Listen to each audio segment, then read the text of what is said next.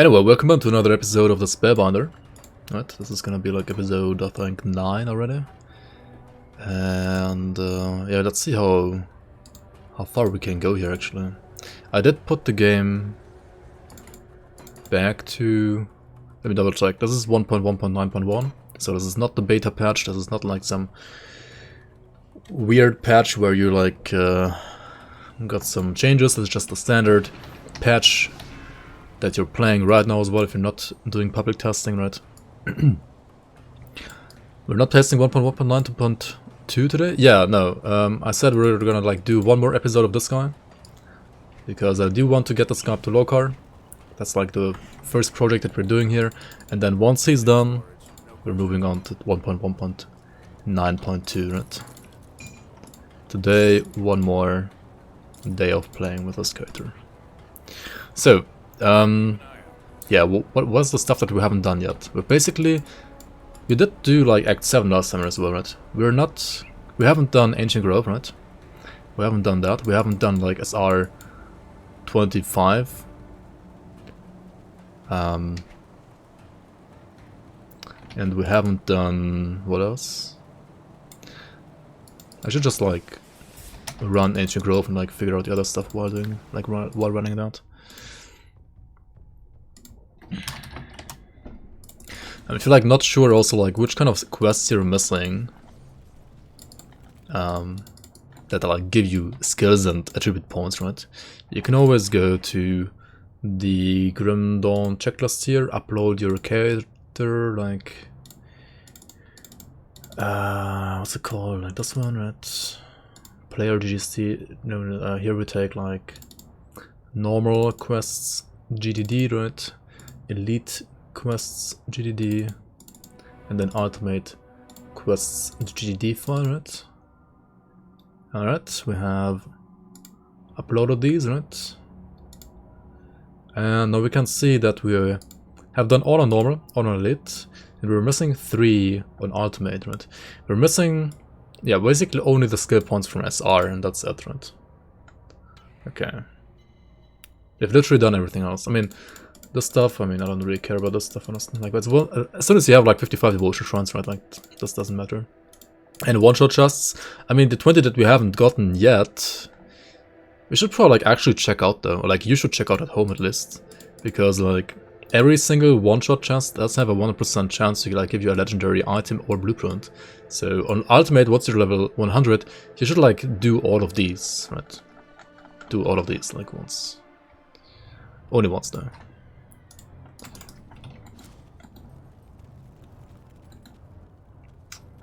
Would anybody recommend Van Helsing? I've not played it either, honestly. Neither. Lightning Reader Dawnbreaker? Yeah, I think it's like called Dawnbreaker or something like that. The set, right? The Lightning Reader set. Or Dawnbreaker, one of the two, right? There's like one blue set and one legendary set. The blue set has like an axe as well. Like a 2-handed axe actually. So like, if you want to play the full blue retaliation set and you don't even use a shield on water. So yeah, if you use like a full purple retaliation, light retaliation set, that's like basically the only single time that you want to play Sword and Bolt in the water, otherwise you always go 2-handed. I mean, actually there's like one shield that you do play on a shaman as well, if you play like a Vitality Conjurer, right? You play the Vampiric Bone Wall, but you don't play it because of a shaman, right? You play it because of the occultist stuff.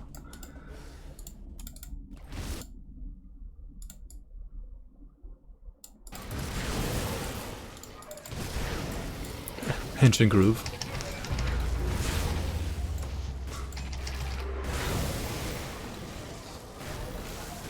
Hej Rappar, välkommen, välkommen. Välkommen till strömmen.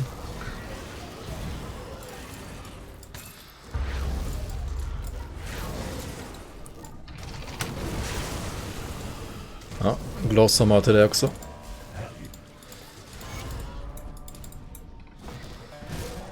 Piston Shield build would be fun to watch. Yeah, after I'm like done with this guy, I think you can like still vote on it, right? I got a poll, right? First thing to do, like in 1.1.9.2, beta or not, I don't care. There is a purifier on the list, which is gonna be gun and board, like gun and shield, stronghold set, right? Pistol and shield shaman. Oh my god, that's literally the worst what you can ever do, I think. Pistol and shield shaman, holy shit.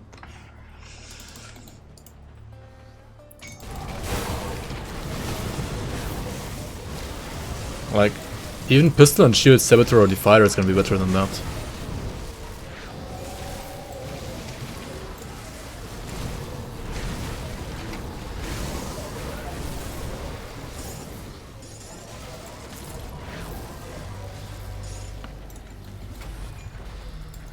On a relic, nice, nice.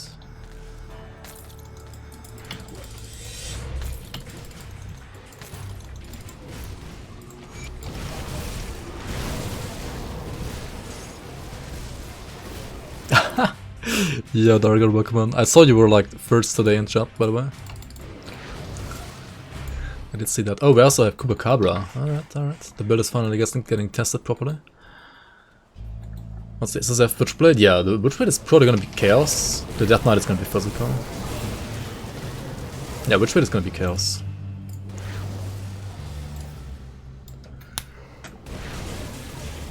So I mean, the truly like more beginner friendly build is gonna be the Death Knight. But I think Witchblade is not gonna be like that bad for a beginner either. And I think like Witchblade is, I mean Chaos generally, right, it's a decent damage shot in my opinion. I think it's pretty good. However, it's very, very gear dependent. And the Witchblade is probably like one of the few that can somewhat like make a like decent Chaos build from scratch actually.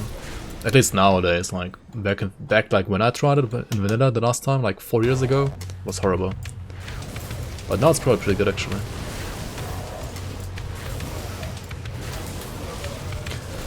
Lizard banned you for no reason. I mean, you probably just like insulted him for no reason, like you always do, and he didn't get the joke. Because sometimes it's kind of hard to like get your jokes. At least when you like people don't know you.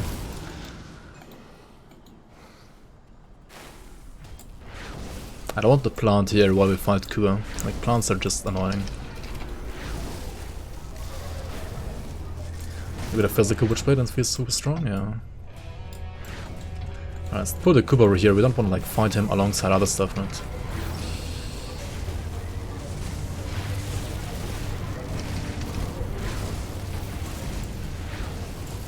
Also against Kuba, he's gonna split, right? And also you don't wanna really like stand inside his pools.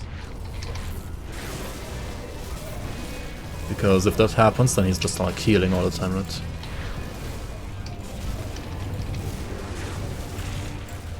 And you don't want him to have free healing basically. So like try to move out of the pools every now and then, right? Use your teleport ability for that.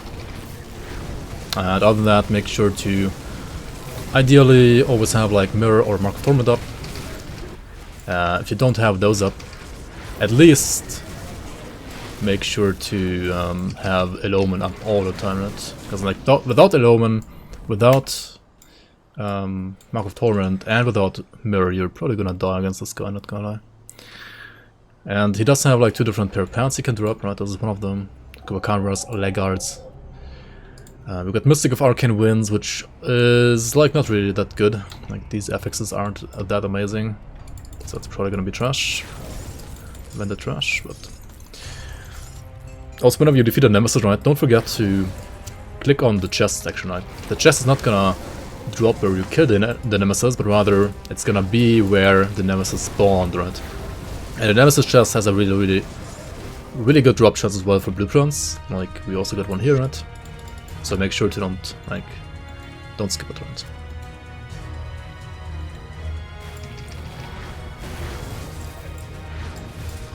You were wondering why he was playing Last Epoch instead of Torchlight 3.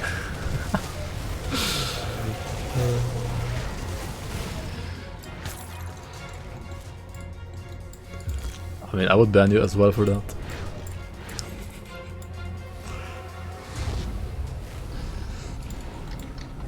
Yeah, I mean, once you have like GG gear, right, you have like a good character, I mean, this is already like kind of fine, but you can like still optimize it a little bit more. Then you could just like face tank Kuba and like out DPS his healing pools, but until you get there, right, you like shouldn't stand inside the pools.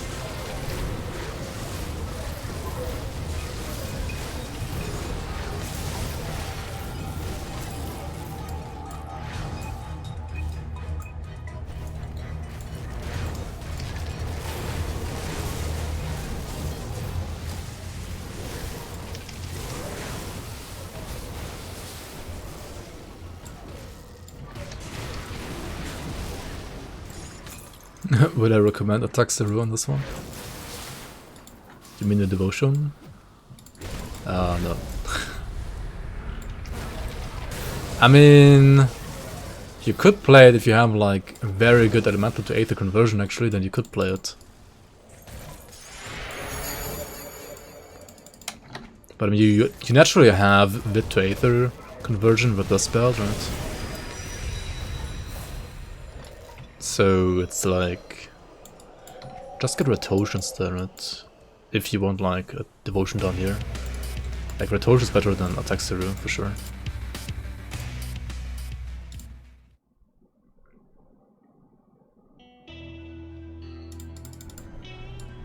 Dude, what are those pieces of music? Was it not like the full song? Also, in Ancient Grove, right, you have these crabs like Vileclaw, for example.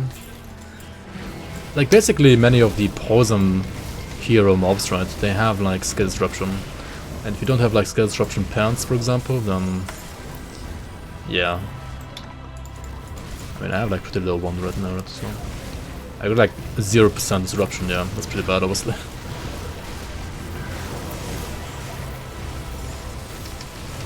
Yeah, like just make sure to like not stand inside of poison pools, right? Like when in doubt, dodge poison pools basically. Don't stand inside. With all 30-second song samples and errors. Yeah, I don't know, this is supposed to like be the full Wings of Liberty OST, but it's maybe like a scuffed version, I don't know.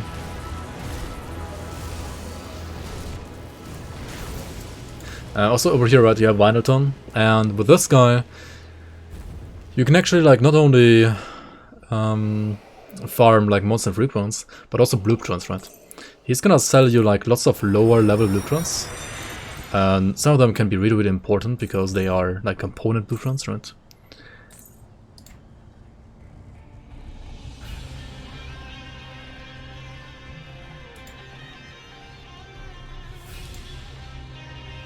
And also, if you want to like reset this vendor, right, you can also like reset this vendor just like all the other vendors. Oops.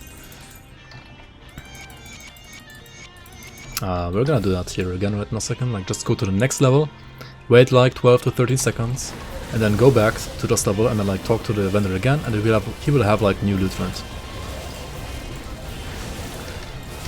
As well as like new blueprints, I don't know, yeah. It's a very efficient way as well to like get specific blueprints at least.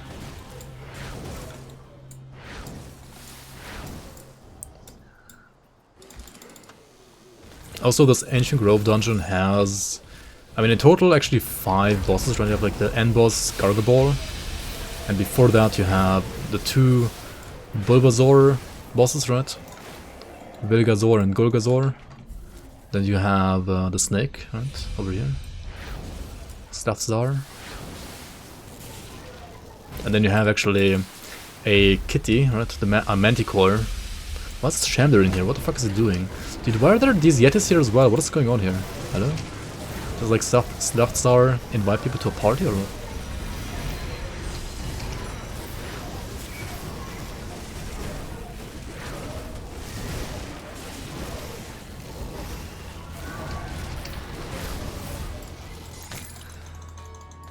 And I mean, all of these bosses have their own monster frequency as well, right? Stathzar has this medal, the 2 Crabs, Golgazor and Vilgazor have an amulet. And oh yeah, and then you have the kitty, which is over here. She can like spawn basically pretty much anywhere in this dungeon, so prepare to like always get ambushed by the kitty. Yo, Vital DMB, thanks for the raid. Welcome in, welcome in. Welcome in, guys. Welcome in. Holy shit. To the bloomers. How are you doing, man? Did you play Grandon as well?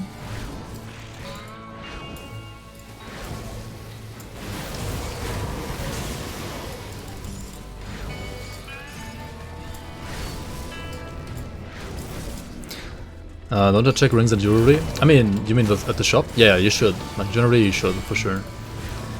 I don't really need anything on this character, I think, from that shop.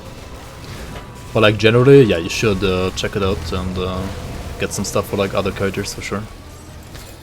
Alright, boss number 2, right? I mean, boss number 3 rather, Gorgazor. Dropped his amulet as well. Playing Grandon, yep, nice, nice. Welcome and taken. Did you get it on the Steam sale, like summer sale, or are you like a veteran? Because I don't recall your name so far at least.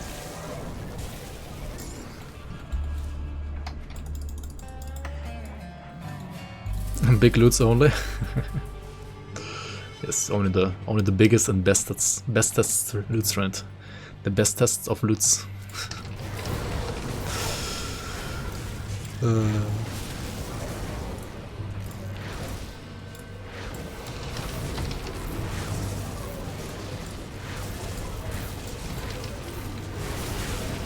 What are you playing, by the way? What character are you playing?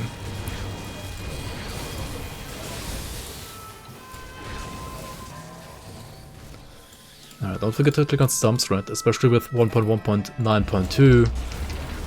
You will have a higher chance to get blooms from stumps. 300 hours, alright, that's not too bad. Been farming through Forgotten Gods Ultimate, working on SR now, nice, nice. Oh, you streamed as Deep Liquid Drum and Bass. Oh yeah, true, that I do remember that name. Yeah, welcome back, welcome back. Prime Strike Druid, that's a good classic.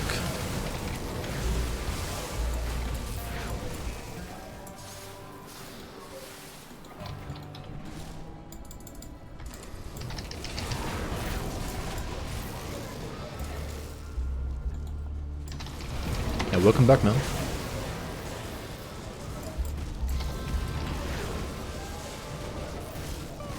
So what's the goal for Shadow Realm? You wanna push all the way to 60 to get the set? Or even higher?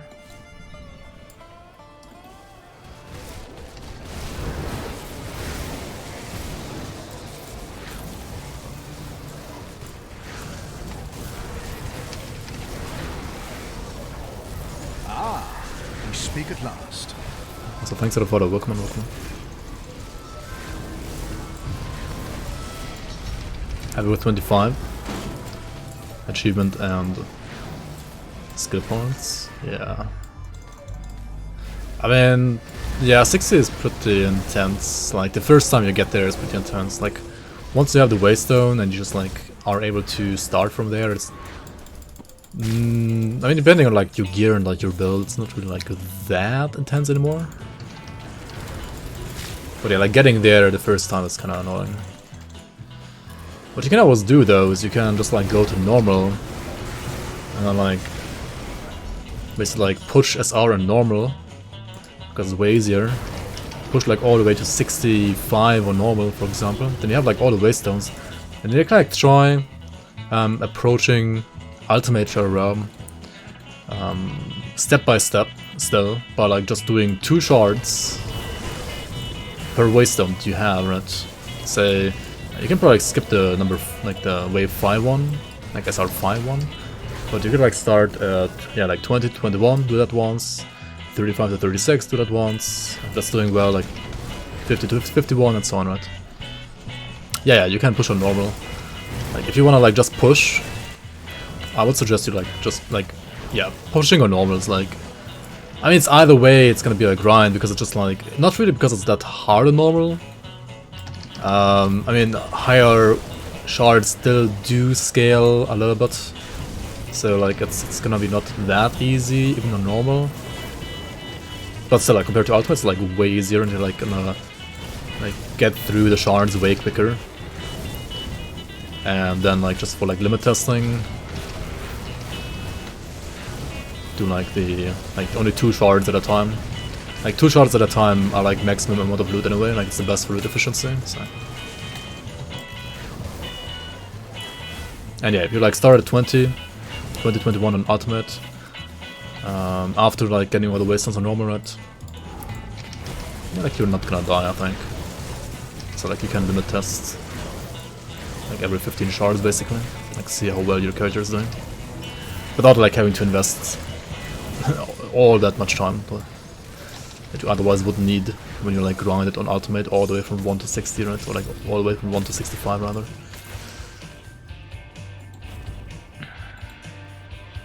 Yo, skip it, work one. Skip it. It's almost as good as scrap it.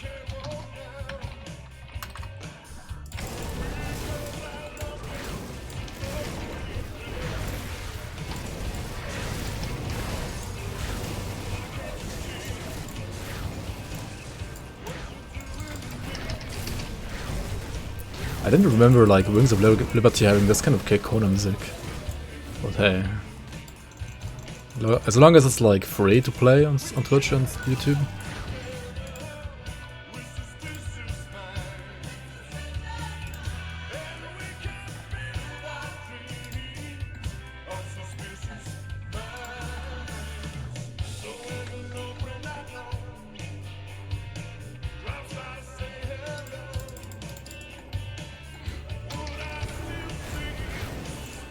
I don't have a single piece of Voltos yet though. I mean, for Druid you only need 4 pieces, right? You don't need the axe necessarily. Like, because you, at least on Druid I think you wanna rather play ranged than melee. Range is like probably a bit better anyway. So like you don't really need the axe to melee. Check out some builds, yeah, I mean feel free to. That's what the command is for.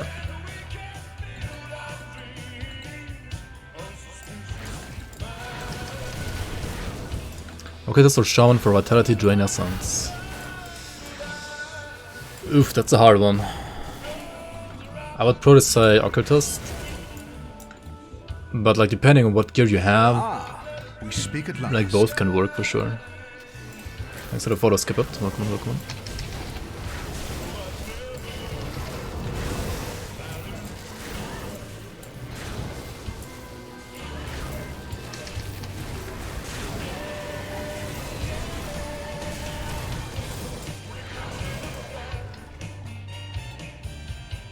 Dude, at which point of the game is this music playing in Starcraft 2? What the fuck?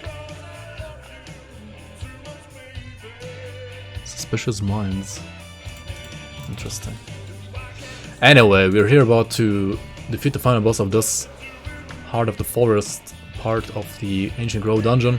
Gargabor, right? Ideally, you don't want to like use anything except for Eloman, like for stage 1. That might be a little bit greedy though. Not sure, like if you're dying if you don't do it, like don't blame me, right?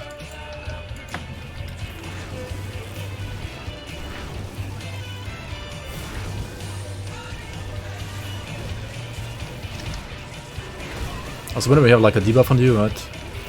Which you can see above your energy bar. Like none of your stuff, right? Alright, stage 2 is gonna be scary though. Stage 2 is gonna have these plants here, right? Which have projectiles that, well, shred your resistances.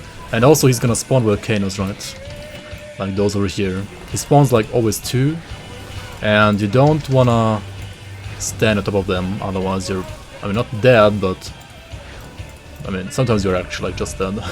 Because you can like get shotgun and there's like no shotgun penalty in this game, right? Like you always get full damage from shotguns. But other than that, just like make sure that you only face things with Mark of Torment or Mirror. And honestly, Gargoyle is not really that big of a challenge for meta, like for range build rather, because he's kind of slow. Like you can kite him pretty well. So yeah, overall I would say this dungeon was rather easy for the character, right? Have a straight up toast you, yeah. The Fisher, yeah. If you die to Gargoyle stage 1, then you have no chance to begin with, yeah. Basically, that's why you like don't wanna have to use any like defensive cooldowns against stage 1 anyway, right? Alright, what else are you missing? We're missing the Tomb of the Heretic, the Lost Oasis dungeon, right? And for that, we have one of the 3 seals, right? We got the seals in the Howling Chasm. If you don't remember how to get it, I mean, we could just like run all 3 places now anyway, right? Okay, let's just run place number 1. Place number 1. There's no shotgun penalty in this game. Blades version 1.1.9.2, Sage Lord. Yeah, same thing for Hagarad, right? Room of Hagarad is kinda in the same spot already. I mean, yeah, except for those 2 abilities, I guess there's no shotgun penalty. Alright, so in case you haven't known about this one, by the way, right? You always get a Fatten Mask over here in the Cauldron Sands, right? And that's kind of secret area. This Mask of Boba Fett or Jango Fett, I don't know. Spawns in every difficulty, right? You will get a level 50 version on normal, level 75 on elite, and level 94 on ultimate. And the one on normal is kinda bad, because it does not have any skills, like any +1 to all skills. The one on elite, 75, and the one on ultimate, level 94, do have +1 to all skills though, right? Fat booba. And I mean, yeah, if you like don't know what to put on your helmet, then always just use this one, right? That's like a very good like filler item for the helmet slot. I mean, right now I don't think I need it anymore, because like this helmet is legit better anyway, because of all the armor and fizz that you get, and also like +3 to spectral binding and maybe spirit protection. But it's still kind of like close, honestly. Like the Fatten Mask still pretty competitive, right? Like it's still not much worse. It's like maybe only a little bit worse. I mean, depending on like what kind of affixes you have on the helmet, it could even be better, to be honest. So.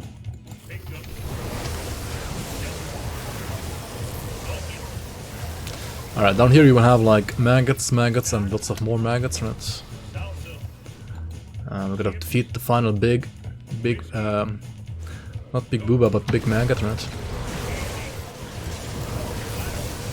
At the end of this dungeon, and that maggot is gonna drop us the first Seed of Love.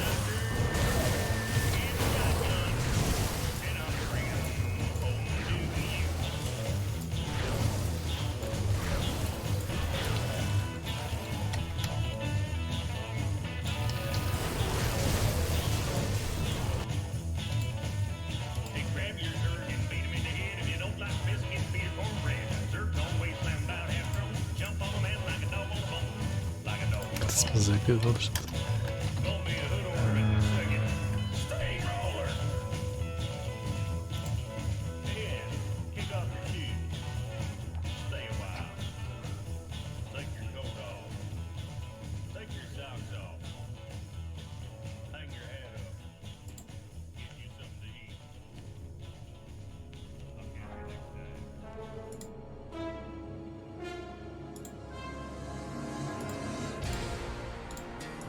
Let's go with this one again instead.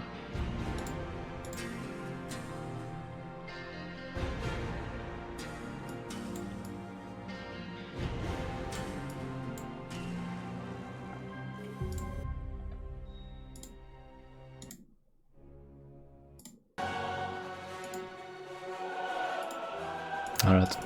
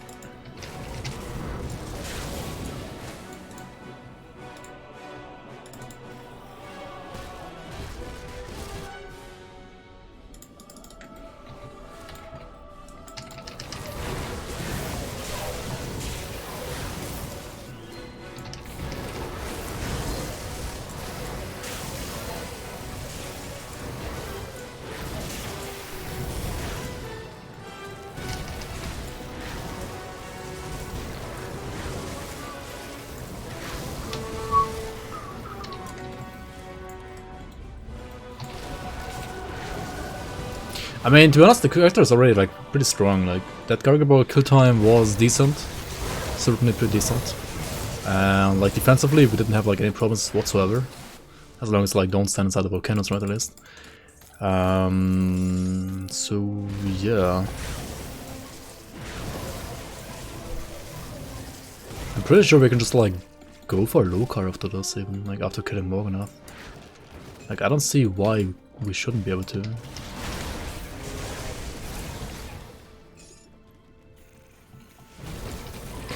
I mean, you could also like test Bourbon clones as well, right? Bourbon clones and Lokarr. Why not, right?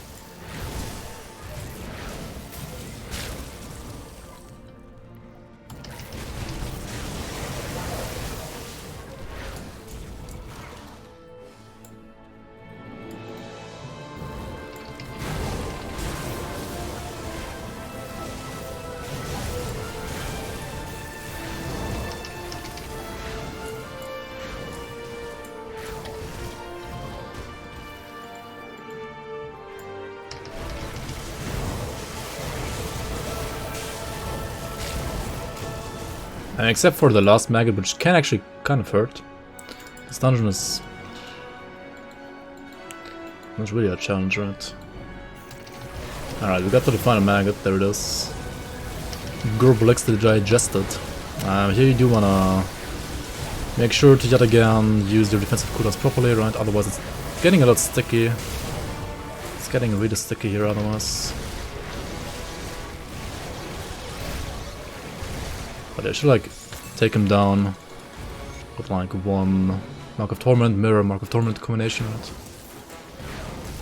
If you can't, just like kite around a little bit more. And yeah, we got the first seed of Morganath, right? The second one, we're gonna get like actually at the same portal, right? We go back to the Corvin Sounds Rift again. Yo, wretched next screen. And looks like a little bit teal, right? It is Aether, not Poison.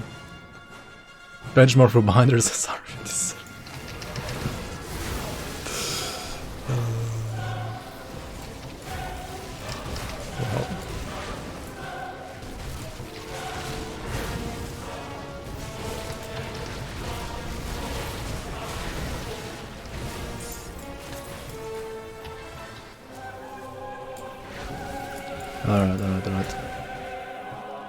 Alright. So scene number 2, right, you get over here.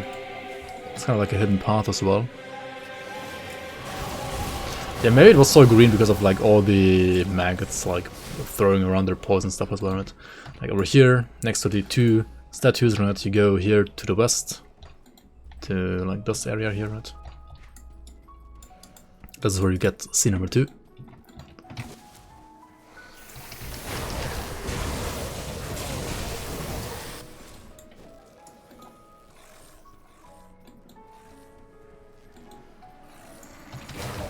I'm picking Aether Imp over Attack Zero, that meant something. I mean, Imp is a tier 1. This is a tier 3, right? So I mean, Imp does allow me to like go more defensively with like Time Dilation and Spirit of the Heavens, but it was like pretty well as well, right? So yeah. And the funny thing is, right, like even though Imp is like a tier 1, that's probably like almost the same damage. Right.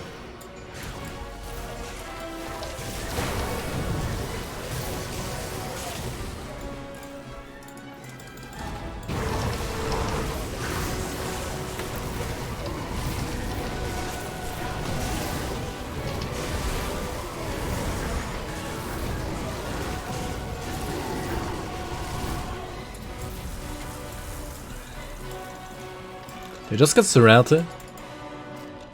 Did you just get it? Oh! Just get it, right? Just get it. Serenity is like one of the best, I mean, it is the best defensive relic in the game. It's not like you always use this on any character, but when in doubt, Serenity outright. When in doubt, when you like don't know what to put on the relic, like just put Serenity, right? For endgame. But yeah, on some characters you actually like don't want to use it, and you rather want to use something else. Like on a character like this, you probably rather want to like use Eternity, for example, or like Agrics Consumption or whatever it's called, like Combustion. I don't know. Some Agrics Reg is really good as well for damage. Ravage's Eye, Arcanum Dust, Serenity, must be Rectus. Yo, Trusty Mage, thanks for the raid as well. Welcome on, welcome on. Welcome on, guys. Welcome into the Bloomers. Yo, Master Marks, how you, man?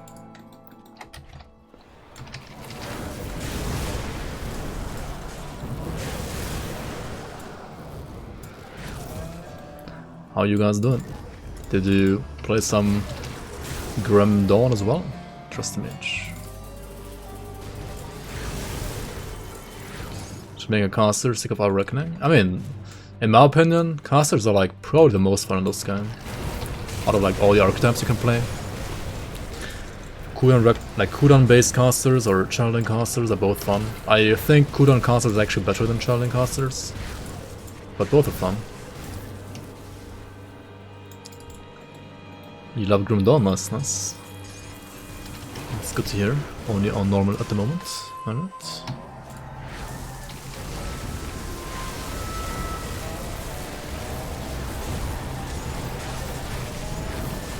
Yeah, I mean, if you like the game, you can like invest so many hours into this game.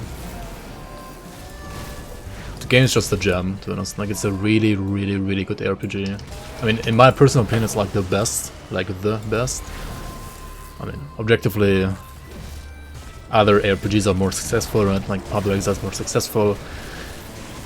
I mean, even Diablo 3 is more successful, I guess. But, I don't know, Diablo 3 is like... It's not really like a proper RPG, right? Like, if you wanna like not think, like just turn off your brain and just like grind mindlessly, then sure you can play Diablo 3, but other than that, it's not a really good game.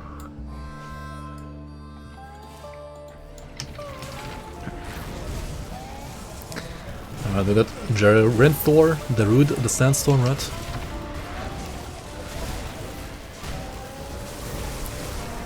And this guy's gonna drop the second seed of Morganath, right? And also has a...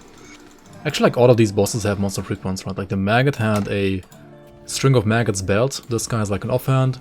And the third guy, I mean, whose seal we already have. I'm just gonna, like, rerun this once again to, like, show you again, like, all three seals, like, in one spot here in the VOD as well. It's gonna be over here in the Howling Depth, right?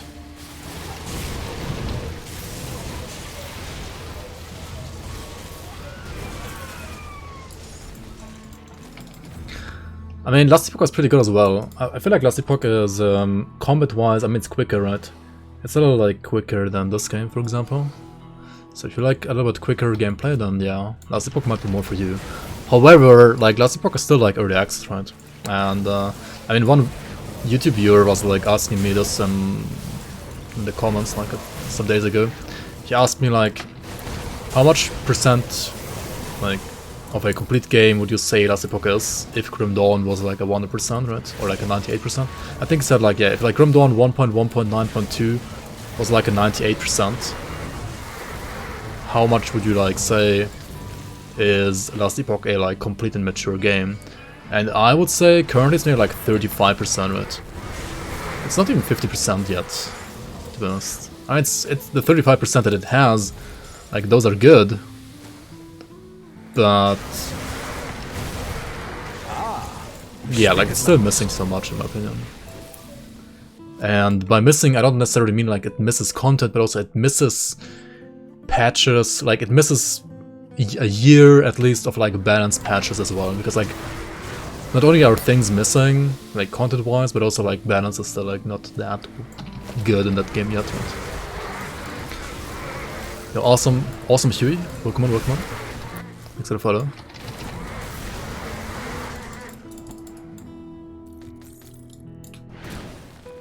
Yeah, once it's gonna be like fully released, it's gonna be like, I mean, to be honest, like Grim Dawn 1.1.9.2, right? If that's like a 98%, then I would give like vanilla Grim Dawn, right? Vanilla release Grim Dawn, I would give like a 50%. Like vanilla Grim Dawn compared to like Grim Dawn, how it is today, was like, it had like no replayability. I mean, it did have some, but like compared to how much it has now, it's insane. Like how much it has now compared to back then. So I mean, I'm pretty certain that like Last Epoch is now like released at something around like 50-60% as well, and then they're like gonna build upon that as well. Look at Torchlight 3. I mean, I'm not gonna look at that. I already know it's there without even looking at it.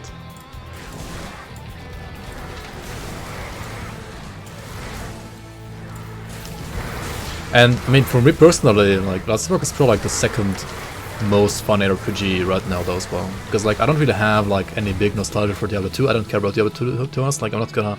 I mean, I'm maybe gonna play Resurrected as well. I mean, Resurrected does look pretty good, but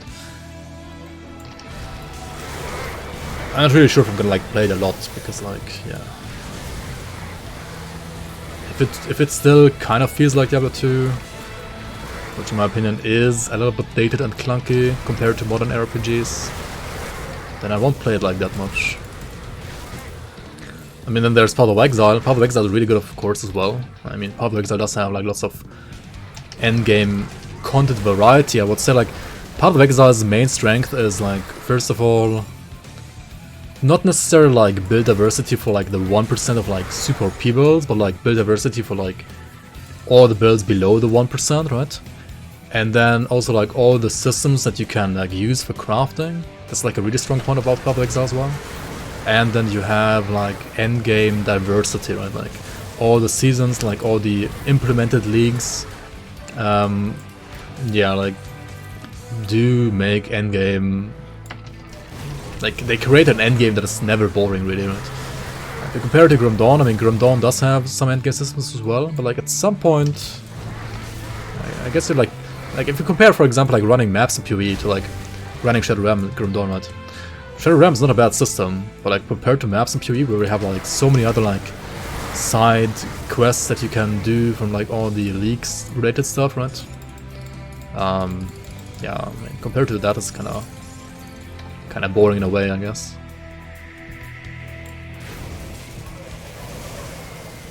If Wolsten fun, I mean, you can check out my Wolsten review, right? Then you know what I think about the game. I did play Wolsten a lot on the release, and actually like also pre-release.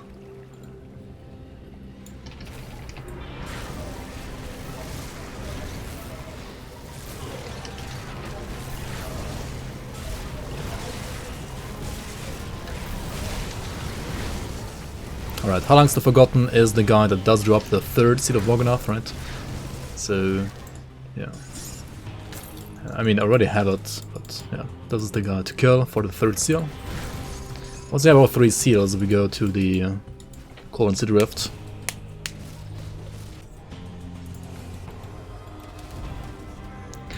Last Epoch will get like multiplayer pro like around Christmas. That's my guess.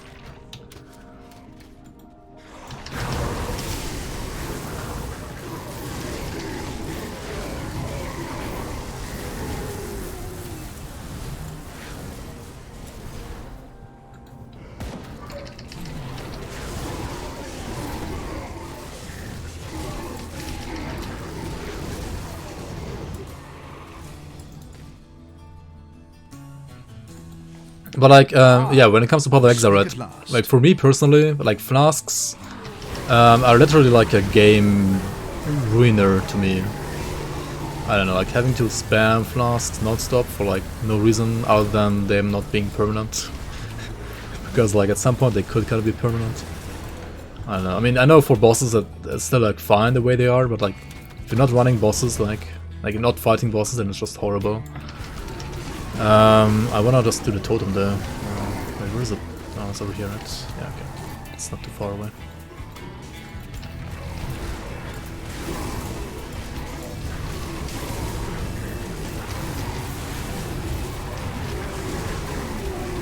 It's getting a little hairy here, right? Let's move out of this. Too many mobs here, what the hell? And we're getting clapped. Now, if you get clapped, like, It's already bad enough that you got clapped by the Watchers, but at least nullify yourself after the clap, right? Because the clap does give you like 69 debuffs, to be honest. It's kind of ridiculous.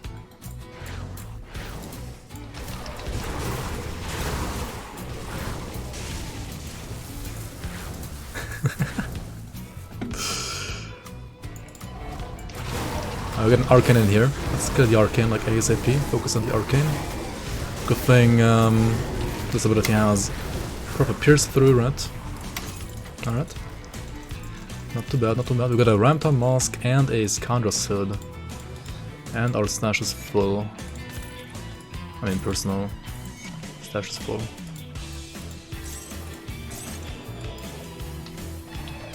And we actually got the Gate to Many Worlds. Gate to Many Worlds is one of the legendaries that's, well, not really exclusive to the totems, but like it has a higher chance, like a way higher chance to like drop from those specific totems, right?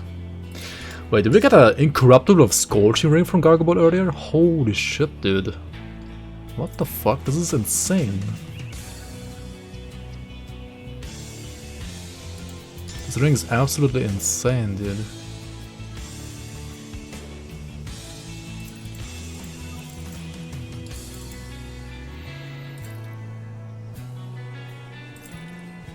Did I hard reset again?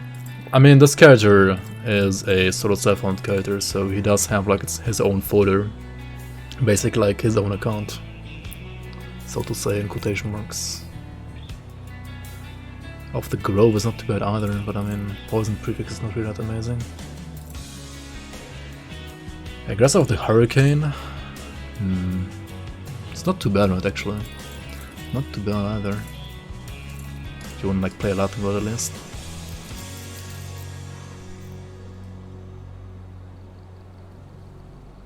Impassable. But it's of Thorns and a non-retaliation thing. Vigorous of Frostbite, Shamans of Thunder, Searing of Scorching. Incorruptible. I mean, it's, what is it? It's like Aether Rest, Poison Rest, and Kills Rest. It's like triple resistances. And it's like triple resistances that are not like elemental resistances, so it's pretty good. Yeah, it's really good. Not even of Readiness. And instead of Scorching, right? Like if you're playing a Fireball, it's okay. But yeah, Readiness would be better, of course.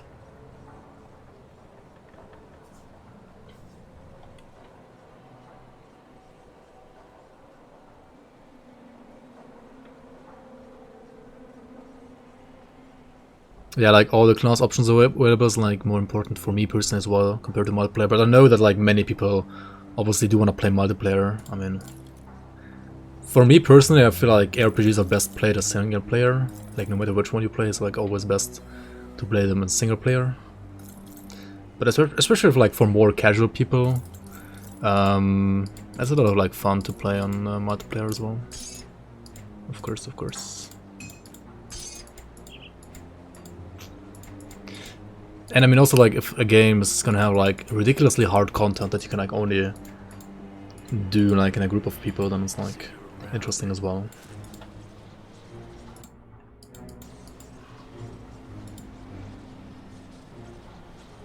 This is a Wilson clip. Yeah, did you guys like my review? I mean, I think Wilson right now is actually better and less buggy than when I did play that the last time. Like I played it the last time, I mean when that clip happened, right? I literally uninstalled the game after like that YouTube clip. That was when they released the Bloodline like season, whatever you want to call it, right? I mean it was, I don't know, it was kind of buggy there. And also like at release it was like really buggy as well. I feel like before release though, it was actually not that bad. It kind of like got worse with release compared to like how it was before release. Anyway, over here you have the tomb entrance to like the tomb that's gonna take us to the Lost Oasis, right? So you need the 3 Seas of Morganath to enter this. Let's go. Can I link the clip? I mean, there you go, right?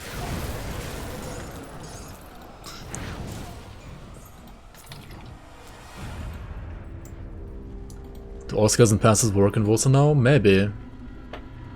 And I hope they do. I mean, they should, right?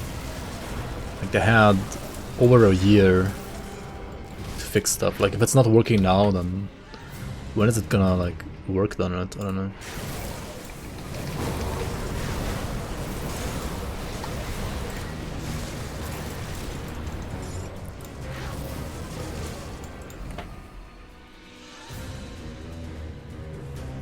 Yeah, Vosa also had a patch last night. It had this patch here, right? Oh, this is in German for me, I'm sorry. I mean, you can check it out here, right, if you want to, in your language as well, I guess.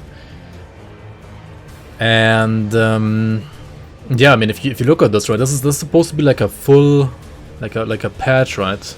This is literally like a quarter of a hotfix in Grim Dawn. No, man.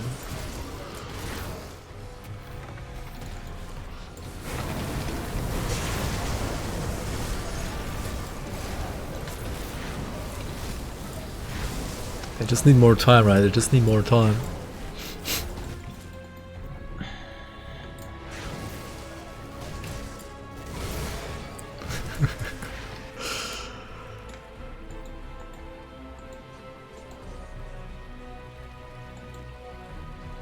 It does have several Grim Dawn patches worth of bug fixes. I mean, yeah, but only because like Grim Dawn never was that bug in the first place, right? Like, if your game is buggy, of course you can like do lots of bug fixes because there are so many bugs in the game. It's kind of ridiculous that there's still so many bugs in the game. I don't know.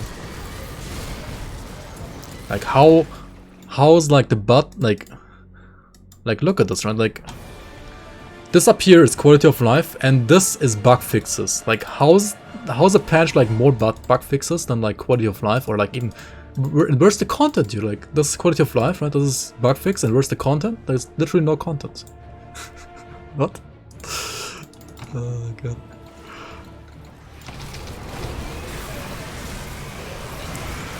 Bug fix patch.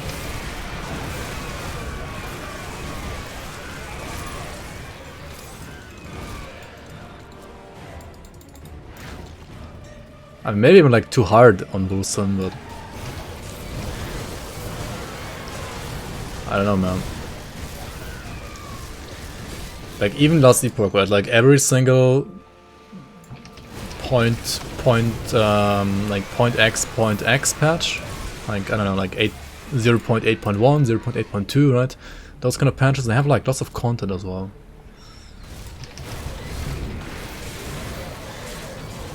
On top of like all the bug fixes and stuff, right?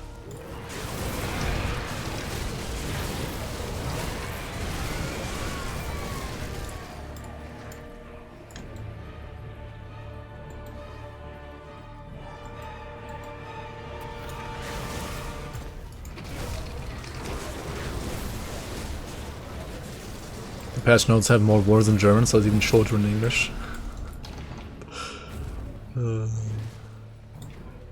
Alright, did we get a skeleton key by the way? We did get one, okay, nice. There's a ton of new content now that the bugs were crushed. Yeah, like all the content that should have been like playable at release is like finally partially playable now.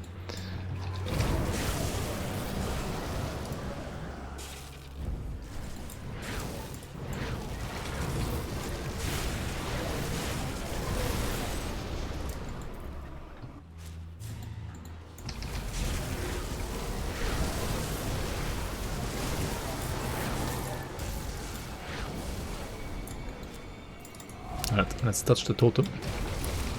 Always touch the totem, right? Always touch the totem. Griffins can be kinda scary as well sometimes, actually.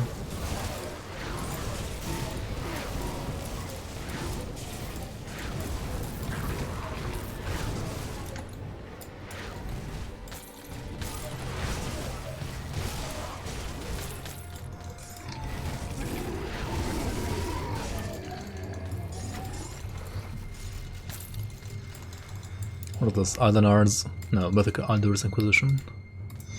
Okay. Grim Dawn 2 is scheduled for what, like 2030? Probably earlier than 2030, but probably not like too far off 2030 either.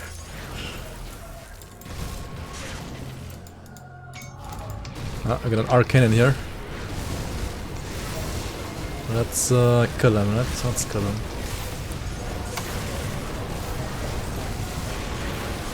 Alright, we killed him. And there's so many watchers here, like, don't hit clapped, right?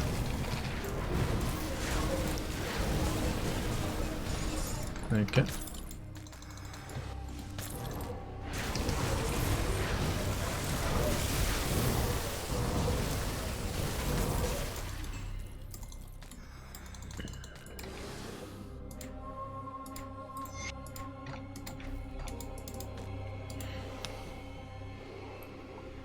When do you think Grim Dawn 2 will come out?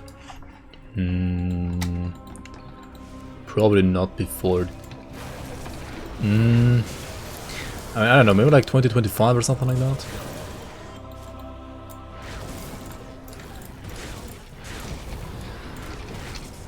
Like, not even kidding. It's probably gonna be like after Diablo 4 and Path of Exile 2.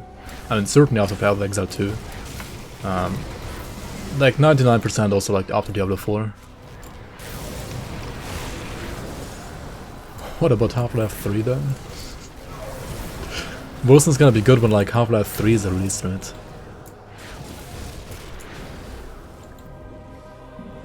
Yeah, I'm like 99% sure they're not working on Grim Dawn 2 right now either. They still have like some other games that they're like working on that are not Grim Dawn related.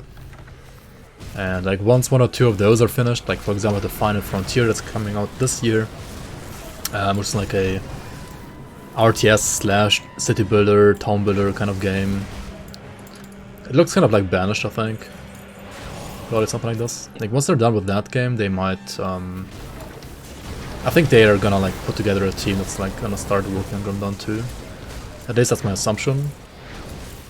But yeah, right now I don't think they have like started working on it at all yet. They do want to make Grim Dawn 2 though. At least that's the plan. But it's gonna take like a long time.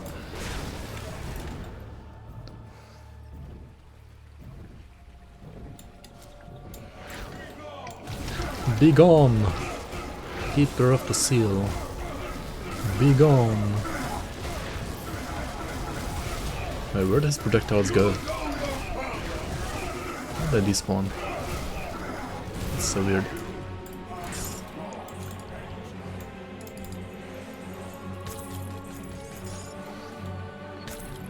Alright, let's enter the Tomb of the Heretics.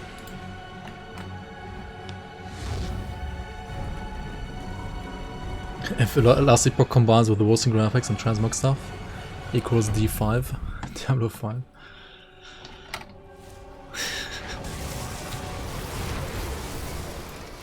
Maybe. How to check out this build? Yeah, there you go.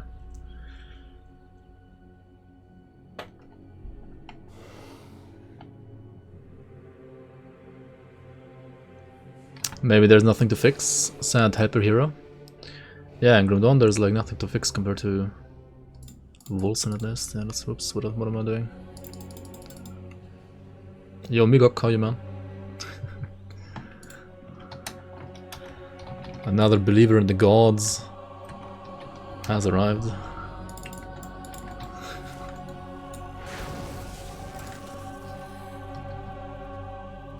Am I ever gonna stream Titan Quest? I did stream Titan Quest like twice in the past, but it was more just to like see what's the game like what the game is about, like to like know the roots of this game as well, like to know the like to get to know the roots of Grim Dawn. And I mean, yeah, Titan Quest is a good game for like its time.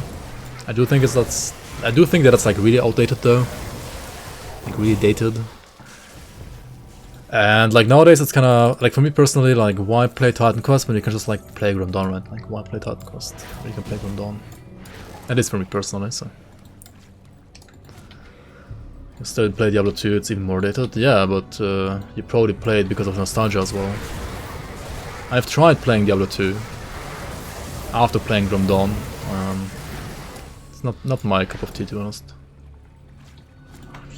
But yeah, because Greek mythos. I mean, the story is pretty cool in Titan Quest. I mean, all the mythology is pretty cool. Grim Dawn has more like a fantasy, Cthulhu kind of story, right? I think it's more, how's it called again?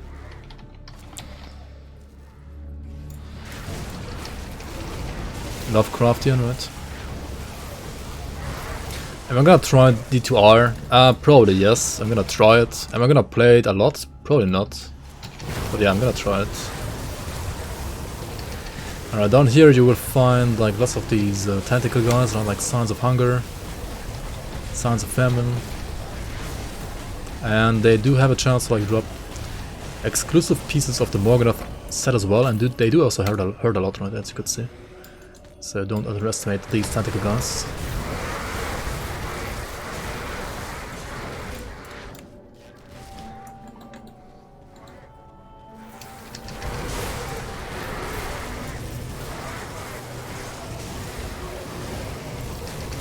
Try 2 hours then refund. Just kidding, it will take you like a day to get into the queue anyway. Yeah. I don't know, should I even like try the tour on day 1? I don't know. Not sure, not sure.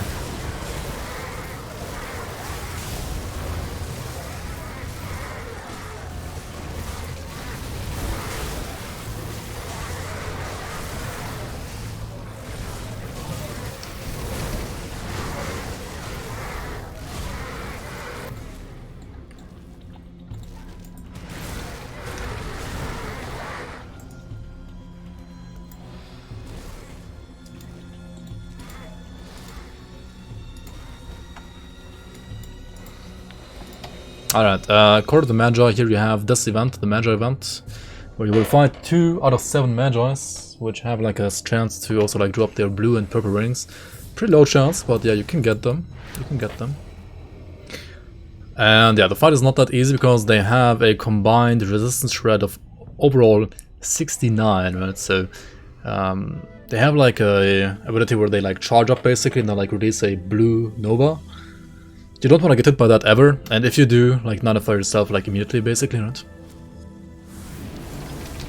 So we got Constar and Basti. There's also one guy here called Zethras, and he does hurt even more. Yeah, this is the aura, right? Once you get hit, nullify instantly. And Zethras does spawn like...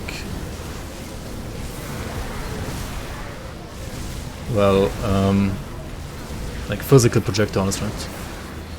Yep, nullify instantly, please, otherwise you're dead. Or dodge, right? And with Aether Ray, it's actually kind of chill to kill these guys because like you can position yourself in a way that you like hit both of them at the same time, and just like you don't really have to like use your time dilation reset for like Mirror or Mark of Torment that badly because they don't really like deal that much damage themselves.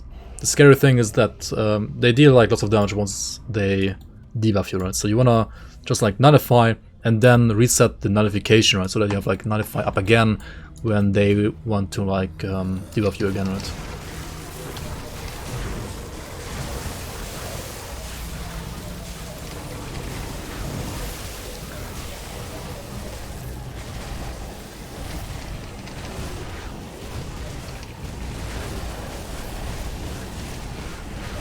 Necro is the strangest class in Grim Dawn.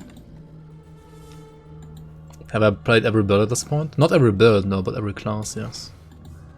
I mean, you can play like at least 5 builds per class on average, I would say. At least. And there are 36 classes, right? You can do like 300 characters probably in this game, and like all of them are gonna like be somewhat different. But yeah, I have made like a build for pretty much every class.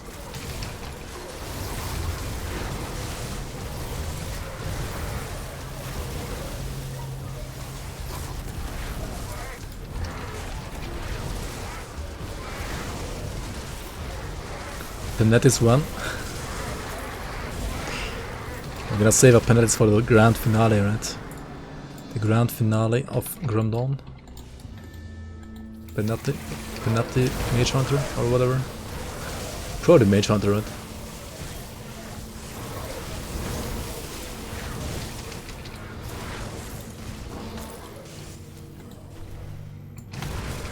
Or with Penetti. Not the worst either, honestly.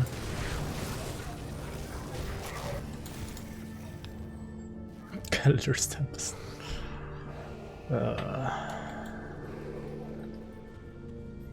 TLDR, just use nullification, yeah. Exactly. Just use like the most broken skill in the game.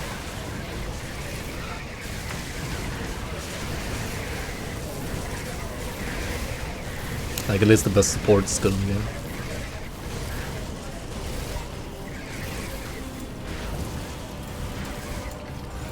Dude, these guys are either super tanky or have like no dodge against them for some reason. I mean, they're Celestials, right? So like all my ratio damage that I have against Chthonians, Eldritch, Ethereal as well, right? Like all of that is not gonna affect them actually. It's kinda weird.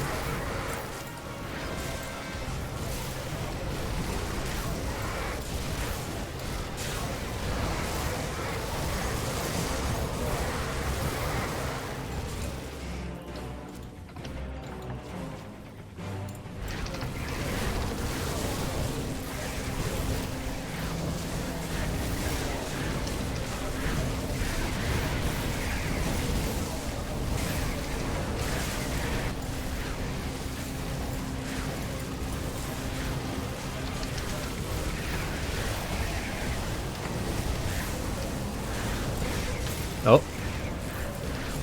I actually got a Morganath item, nice, nice. On the first run, I mean, why not, right? Why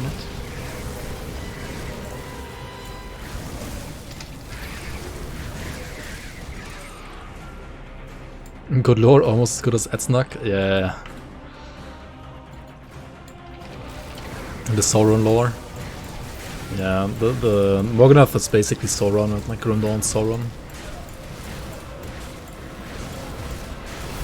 What the fuck, dude? These watchers are so annoying, man. They're like they're not even elites, right? They're, I mean, not even heroes. They're just like trash mobs in quotation marks. But still like super scary.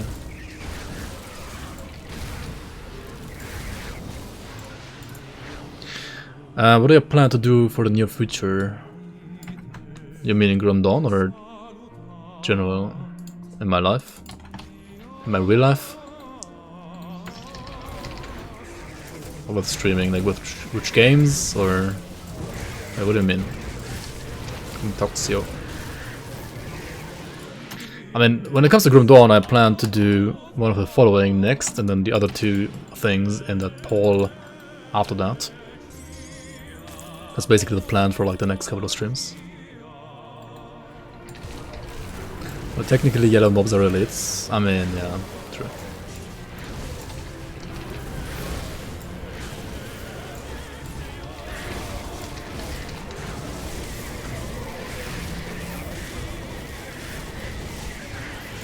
Dude, the damage against these guys is really not that amazing, not gonna lie.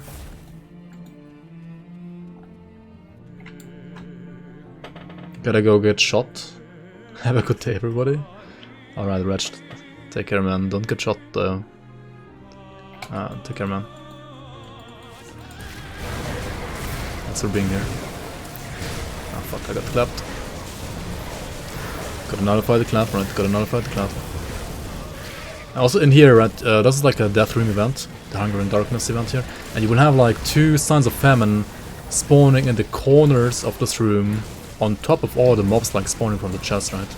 So this can get a little sketchy here, right? So you might want to like kite them around a bit. And if you can like face sync everything in the middle, like once your build is like basically maxed out, Yeah, like I think like this is actually like a good test for like maxed out characters, right? Like you can test out if your maxed out character is like actually a good character or not, but like standing in the middle near the chest and like face tanking everything, right? If you can do that, then your character is like actually good at it. This character being like sort of self-found, not maxed out yet, is also like not gonna be able to do that yet. Watch out for the Watcher Club animations. Ah, we speak at last. Oh shit, dude.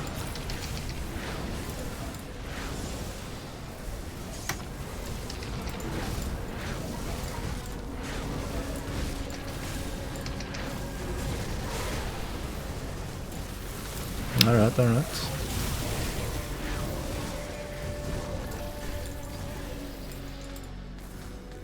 Yo, Deathwing 2V, thanks for the follow, welcome, welcome.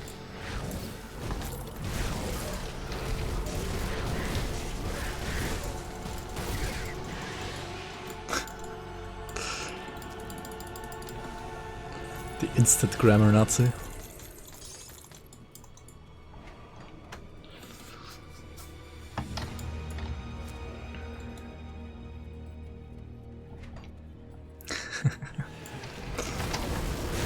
Excited for the Stronghold build? Yeah, me too actually. I think I actually like never played as like a gun and shield build. I mean there aren't that many good ones, but like Stronghold is good, right? And there are like one or two others that are good as well. But that's pretty much it, right?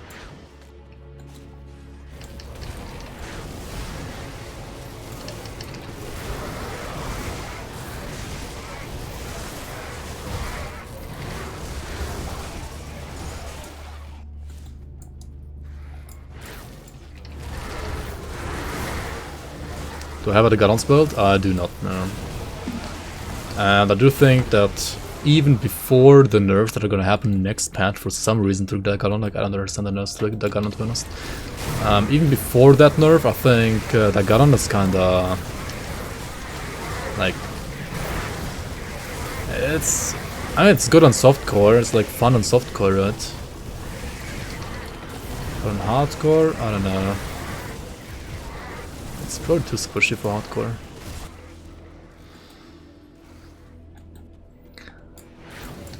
I mean, they have a good damage with like pass through and brimstone interaction,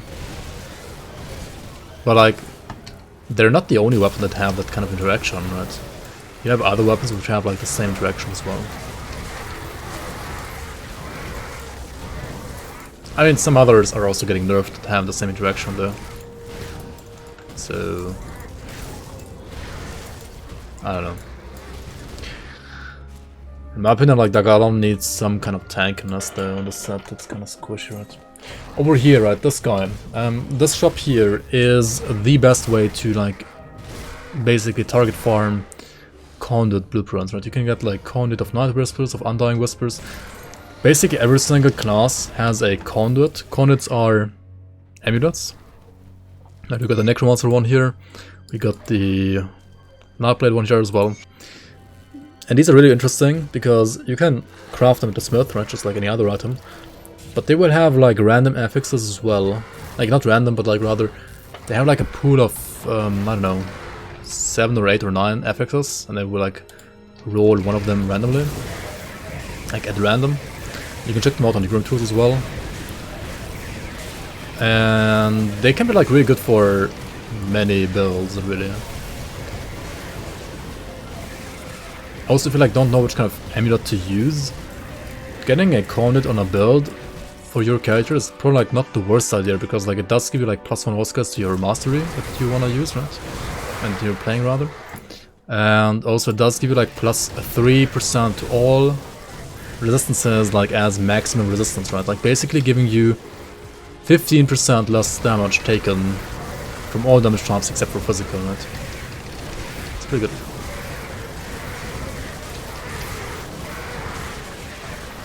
Facebreaker, Desolator. I mean, there's also the green one. The green Arcane Weave, whatever it's called, the crossbow. I think it's also getting nerfed, the crossbow. And then yeah, you have Daganon, you have Facebreaker, Desolator, Vortex of Souls, but like Vortex of Souls is really only used for promise strikes, not really like a fire strike item. But it's elemental. You can just play fire anyway, even with the Arbalest, even with the elemental Arbalest. Like, people just play the Arbalest and like still play fire. It's pretty good stuff. Any news / clarifications on fizz conversion reduced by armor?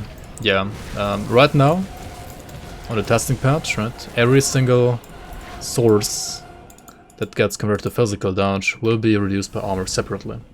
So yes, armor is pretty good against that, or like rather converting from like many different sources to physical is not really that amazing right now. And they will probably like buff. They will buff like what's it called?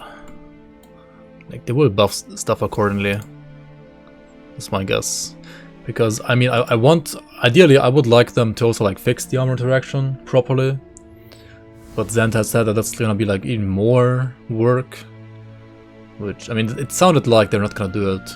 So I guess the meta for physical builds is gonna be in the future that you don't want to like try to get every single like small source of flat damage like convert to physical, but rather you wanna like focus on a couple of sources and just like try to get as much % physical damage on top as you can get, right?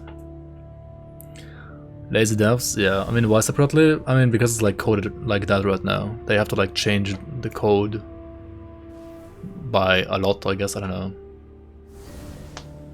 I don't know, like in my mind it doesn't really like, seem like it should be that much of a change, but like that much work to do, but then again, like, I've never seen the code myself, so I don't know how fucked it really is.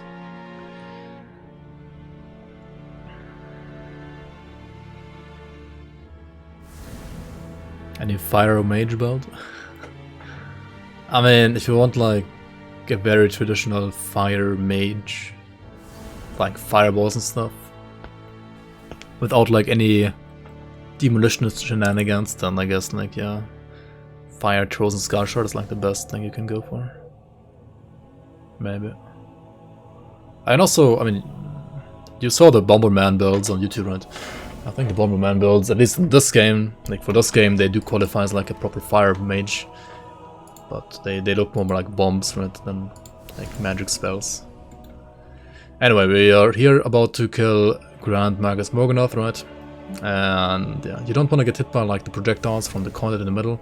Every single projectile that this thing does, as well as he himself, will like reduce your damage by a lot, so you don't want to get hit by the ones here when you go inside the room in the first place.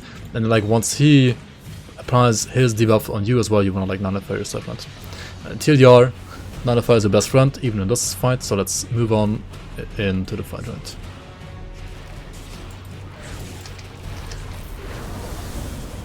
Yeah, nullify now, right after he used those projectiles.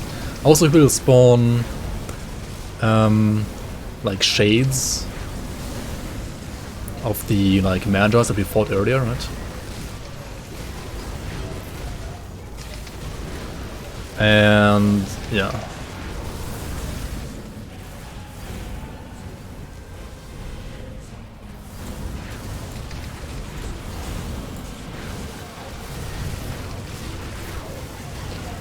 Yeah, this guy hurts, dude. I don't know what to say.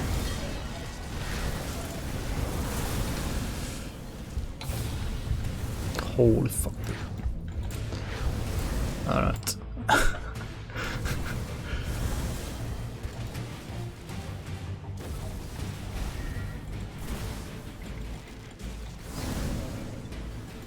Is this build viable for this dungeon yet? I don't know, maybe not. Maybe not, right? Okay, good, but not as well. Dude, where's he? Hello? Can you like... Okay, there he is.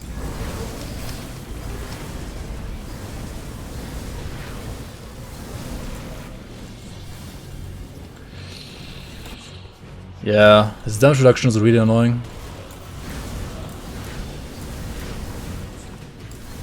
Because it does fuck both damage as well as Lifesteal on the spell. And as you can see, I mean, you can't really like face tanking without mirror. It's can also like spawn too many shades.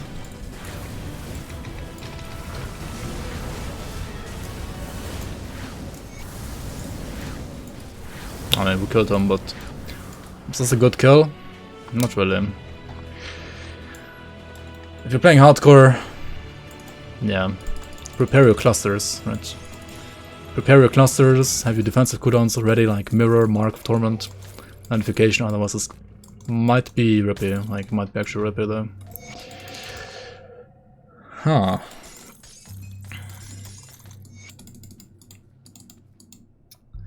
Alright, Jaffa.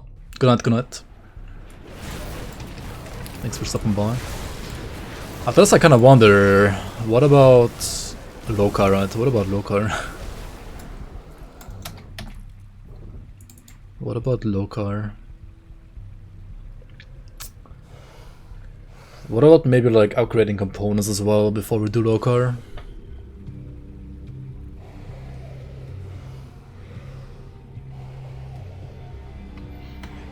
I'm using poison, vitality, and pretty much everything right now, right? Or pierce poison, pierce fire, pierce fire, pierce fire. Wait, I wanted to get like poison chaos, right? From I think it was Drieg. Why did I not use those yet? Is this 1.1.3 patch? No, not yet. The fight was spicy, yeah, the fight is pretty spicy.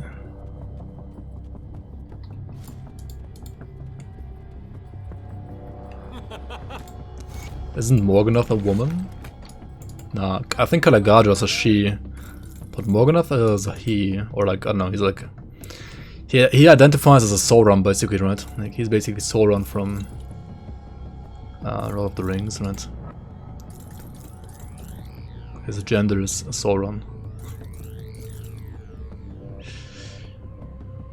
And you can also like check out all these items, right? They can be pretty good from the dungeon. The dungeon has pretty decent loot overall.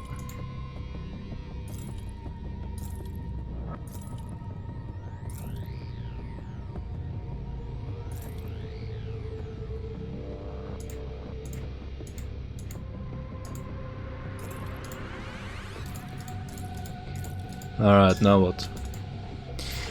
Let's first of all buy the Poison Chaos Augment here. And let's put this one instead of Poison Wit pretty much anywhere, right?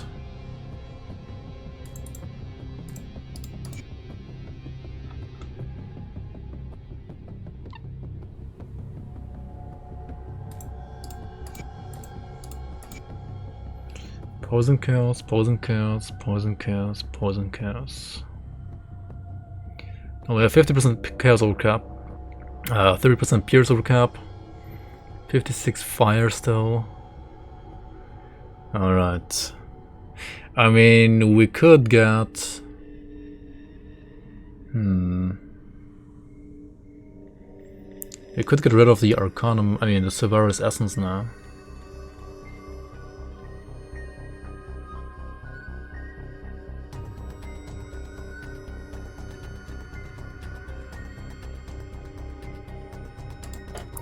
Maybe actually use like one Pierce Aether to have like 40 and 46. We still have 46 acid. We could use...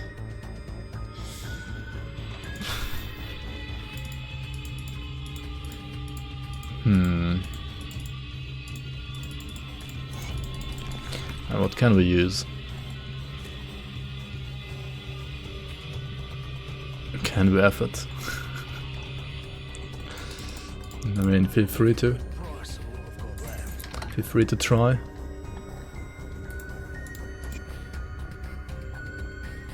I'm gonna drop some of the Pierce overcap here as well. And get like some healthy A instead, I think. I'm also dropping fire though with this, right? Shit, that's not good. We can't drop as much fire. I mean, we're gonna get like some fire back as well with like another Arcanum Dust, right? I think we're gonna take another Arcanum Dust here. Because we still have like ridiculous away, right? So when in doubt,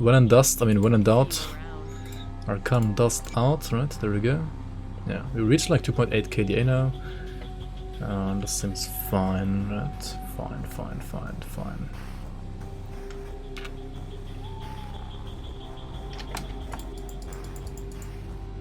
What about the Aether augment from Bismiel? I think Bismiel's Shroud is like pretty good as well for Aether, right? Because like Outcast's Wrath is good as long as you're like fighting Ethereals, right? But if you're like not actually fighting Ethereals, like if you're fighting, say, Morganath or Celestials like Bourbon clones and Lokarr, then it doesn't even do that much, right? But Bismiel's Shroud doesn't have any health, right?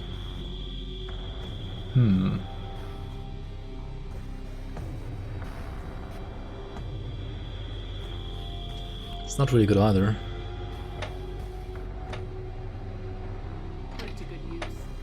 Arcanus always has good away. I mean, kind of, yeah, because of Overload as well as Inner Focus, right?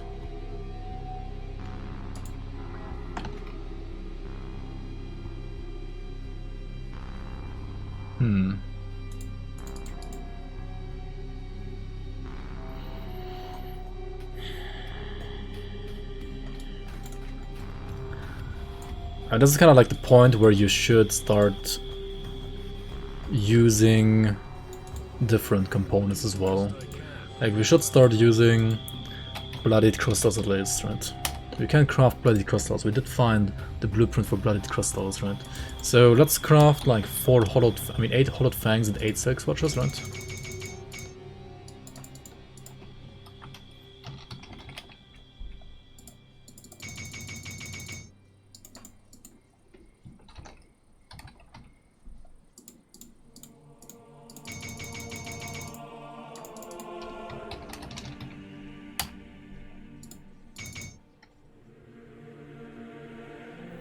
Did we find Seed of Annihilation? We didn't. We got Seed of Ancestry though.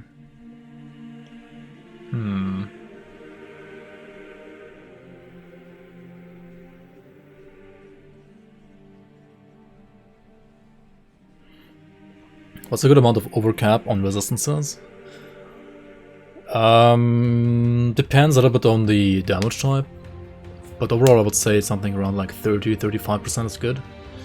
For Elemental, especially Fire and Lightning, you can even go for more than that. Like Fire, I would say ideally you go for like 50 actually on Lightning as well. Pierce and Bleed can be a little bit lower though. Like unless you want to fight Kubacabra, where you would like need ridiculous Pierce overcap, then you don't really need like Pierce and Bleed overcap that much. Like 10-20% is fine. You couldn't find Space Scorched Blueprint for 280 hours near SSF? Dang. And to be honest, like, Space Scorched is hard to find and say Bloodied Crystal, right? Bloodied Crystal or like Agniborg Leather, for example, or even the... Wait, Space Scorched. Right, this one shouldn't be that hard to get either. Really? You didn't get this one? That's kind of unlucky. I mean, I can understand like people not getting living armor or sacred plating. Yeah, I didn't get sacred plating either on the first character, but like usually Space Scorched plating, Agniborg Leather, as well as Bloodied Crystal shouldn't be that hard to get. Most of the time at least. Dreek Sect, yeah, I mean you can just like farm specific pants to like make up for not getting specific blueprints as well, right? Also this reindeer, like why am I still using this? Hello? You could just like use, for example, Aggressive the Hurricane, right? I mean, it doesn't have any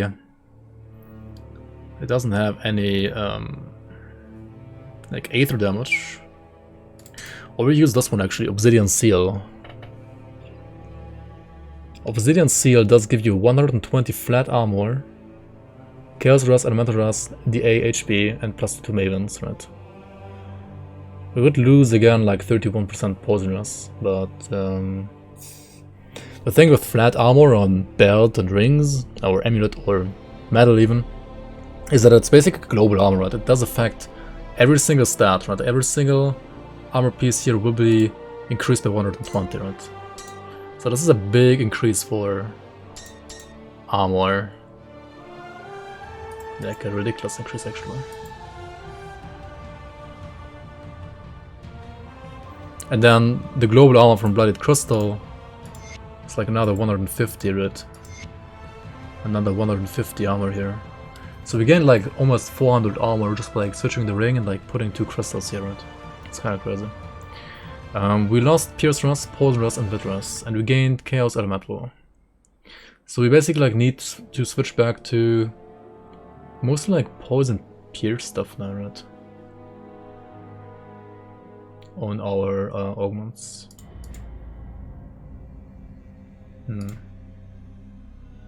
Oh. I didn't use these Chaos augments for that long. Oh well.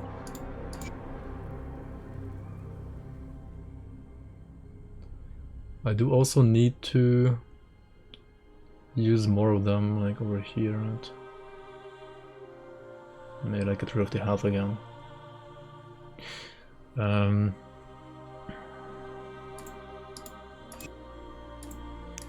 We're also hitting like almost 3 KDA now as well, that's crazy. I mean, you don't really need 3 KDA that badly, but if you get it, right, why not? Why not have it if you get it? I'll give you a good price on what I've got left. See you around. We're gonna do like one bounty here real quick, right, with the Lag Legion. Also, does the conversion armor thing affect internal trauma builds? No, internal trauma builds, I mean, internal trauma always bypasses armor anyway, like it always has been. Like, armor was always ignored on internal trauma builds, so... Internal trauma doesn't care about... like the change anyway.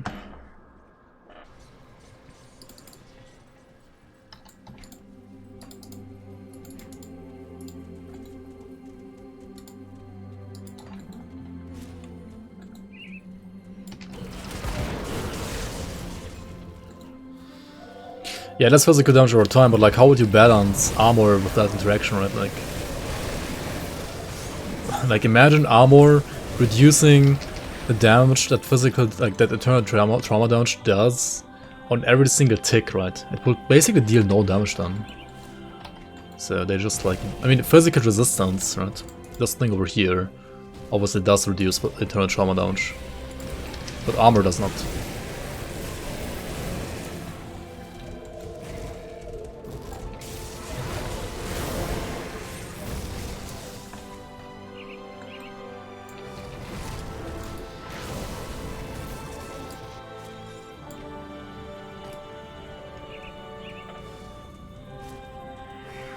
Yeah, internal, right? Like, you get hit by internal... I mean, internal trauma is like, basically internal bleeding, right? You can think of like bleeding damage as like, you get cut, like you have an open wound, right? And you're like bleeding on the outside. And internal trauma is like internal bleeding, right? So like, armor doesn't protect you against that at all, right? Like, if you get hit by like a big blunt weapon, even if you have like the thickest armor, right? You still have like, you will still have like internal bleeding, right? Just because of like the big hit, right? The force.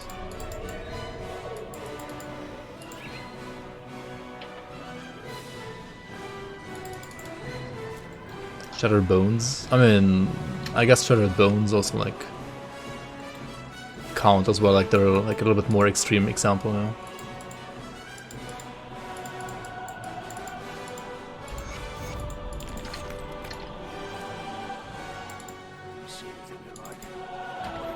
Alright, we revealed again with these guys. So yeah, we wanted to get this one, right? Pierce Poison. And let's use that like here again, right? One here. Yeah, we'll like use one here as well. I like one here as well, right? Okay, okay, okay.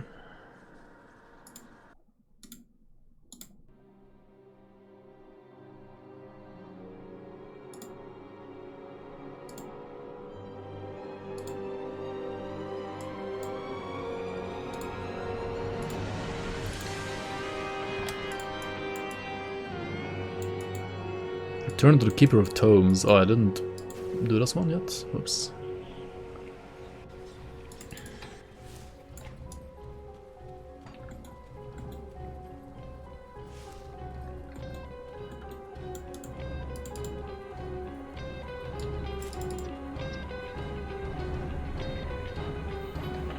Okay, I mean, I'm missing the SR points, right? Should I do SR even? I know what SR. I guess we do SR normal then. But like, it's such a slog.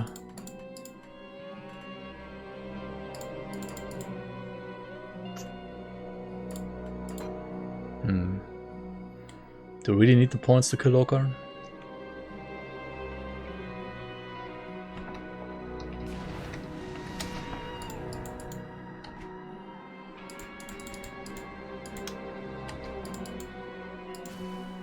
Lokarr and Bourbon clans.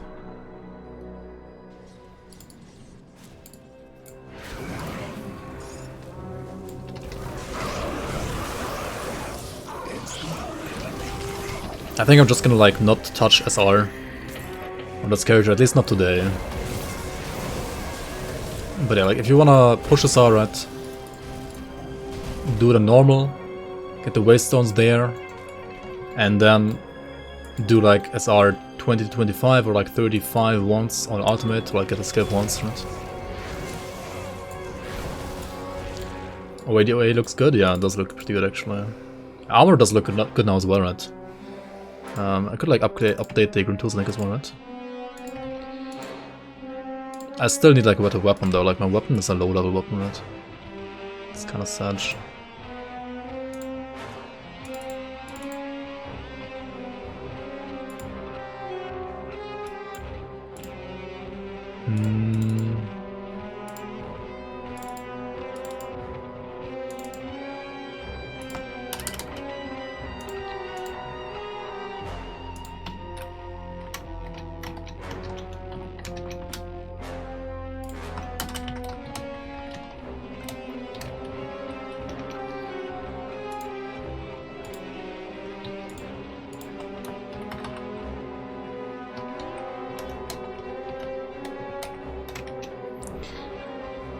Yeah, I got this one as well here for the Nightbot.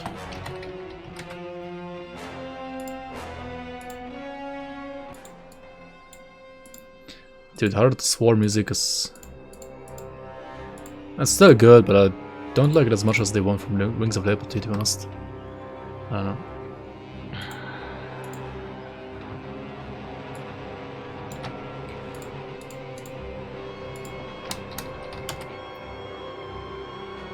Alright, there we go. This is the updated build, right? Yes, yes. I know, I'm also like still missing Aether Ray gloves, right? I'm missing Aether Ray gloves. I got like level 82. I mean, the gloves that I'm using are like very easy to get and very defensive as well, right? The runic bracers.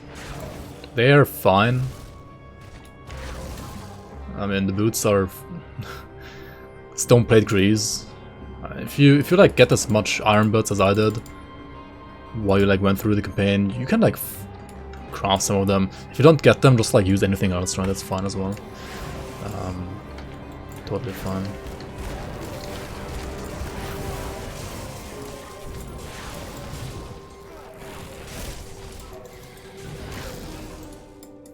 And yeah, we got 2.3k armor now compared to 1.8. That's 500 more armor. It's pretty good. It's gonna help a lot against Lokarr as well. Because like Lokarr does have shotguns, right? And armor is pretty good against shotguns.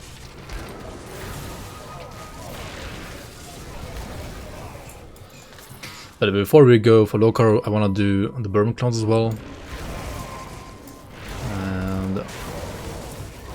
Well, to get the Bourbon clones, right, we gotta... First of all, go to the Tomb of Korvac, right? And get the Stone Good, Heart. you're back. Yo, Overcautious Gamer, welcome back, welcome back. Thanks for the Prime, thanks for the 19 months already, holy moly. That's quite some time of support, man. How you doing? Welcome back, welcome back.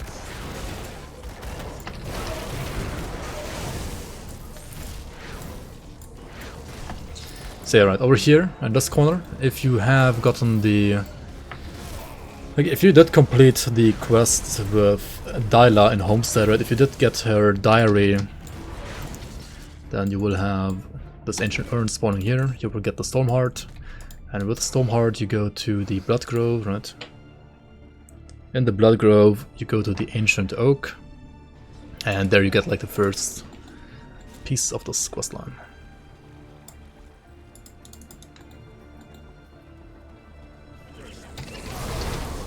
Yeah, I mean for OA and DA, for endgame, like for proper endgame, you want to get like at least, I would say, 2.8 thousand on both of them. I mean, unlike some specific, like, very much min-maxed builds that have like other layers of defense as well, especially like Cunning Dump builds or like Spirit Dump Arcanists, you can get away with like less defensive ability than that. Like as a rough rule, I would say like 2.8 thousand. It's like a good number, and like the more you have, like when in doubt, right, like the more you have, the better as well. Like, especially away, like, I mean it's also like the same for DA, right, like the more you have, the better it is.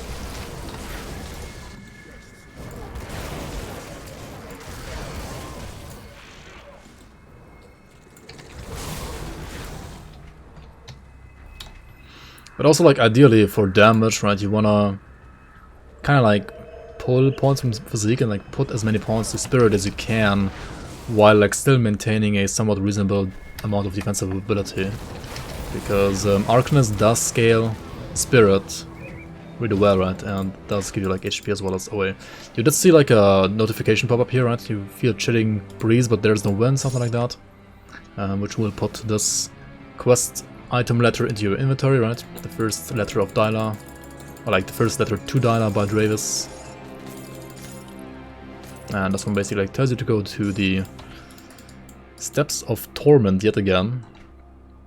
So we're gonna run another Steps of Torment, I guess. Let's do that, let's craft another key. Yo, Muka, that's how you, man. Welcome, welcome.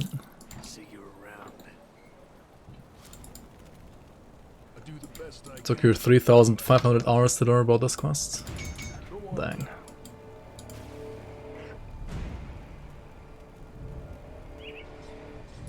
I always thought it's Darvis. To be honest, I always thought it's Dahlia, not Dyla. But Dahlia is like the little girl in Mountain Deeps, right? Like the girl that's dying in Mountain Deeps.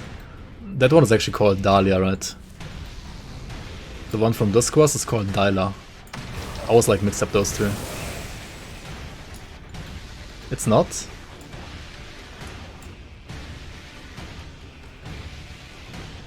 It's not Dahlia? No, she's called Dyla. It's Dravis and Dyla. Dahlia is the one in Mountain Deeps.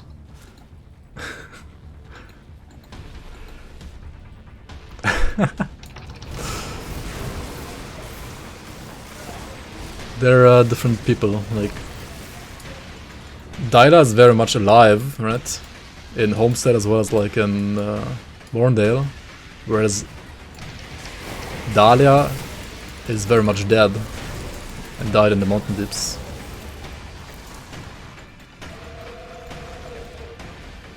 What is dyslexic? I mean, hey, so was I.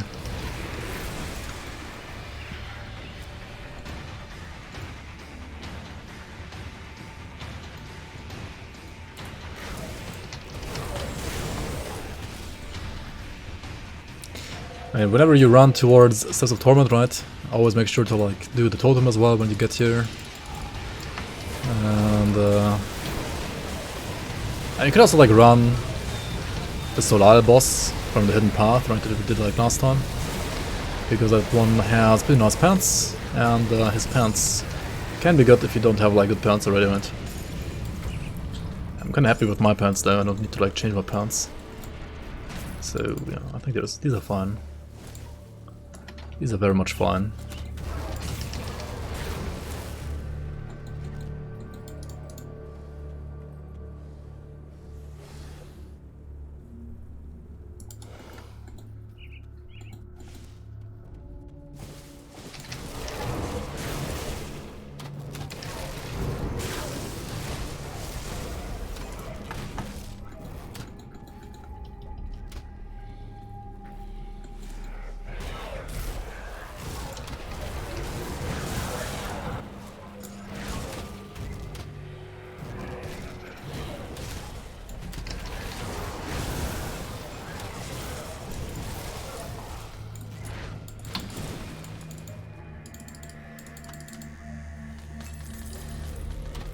Yo, Hamilcar, welcome on.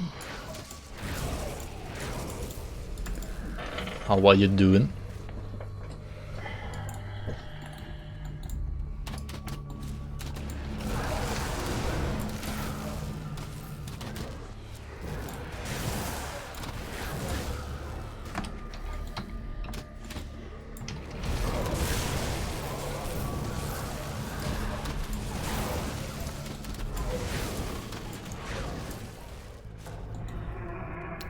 What does Grim Dawn hate dual wield ranged pierce bolts? You can do one, right? With like the Oath Bearer pistol, I think. But it's really not that amazing. I think the weapon needs like a buff. Maybe like a small buff.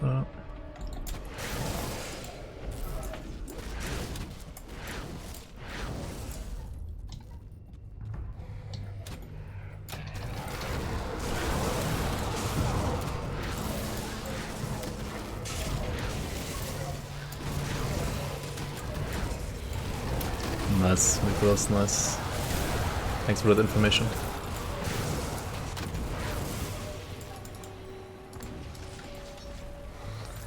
Grim Dawn hates guns. I mean, Grim Dawn does have guns. Like, other games don't even have guns in the first place. Right? But I mean, range in this game... I mean, casters are totally fine, right? Like, casters are really, really strong. Probably like the strongest archetype, apart from like melee. But yeah, ranged is like ranged pistols. And they're fun to play, but... And I mean, there are some... Just because I say like they're not that strong in general, doesn't mean that there aren't like strong pistol builds. And of course there are strong pistol builds, like this game has proper balance, right? In this game there are like so many like good builds, even pistol builds. But like when it comes to like an overall performance, I would say, especially when it comes to tankiness, like performance, how is it not like comparison between casters, melee or ranged pistols? Then yeah, ranged pistols are like on average at least not that great, right?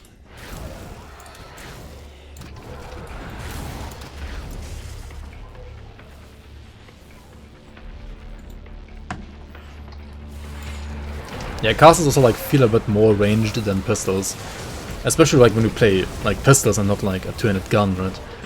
The two-handed guns are okay for kiting, in my opinion, but like pistols and their animations are just bad for kiting.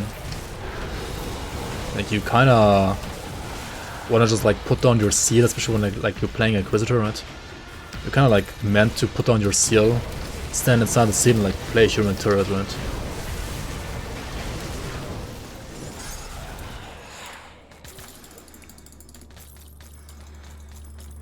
Hey, Belgothian armor. Also got a Cyclone mark, right? Cyclone set mark blueprint.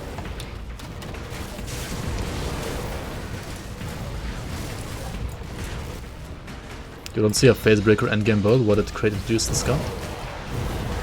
I did see one literally today, actually. It's not that amazing compared to some other builds, but I saw like a pretty decent once for softcore at least. Wait, where is it?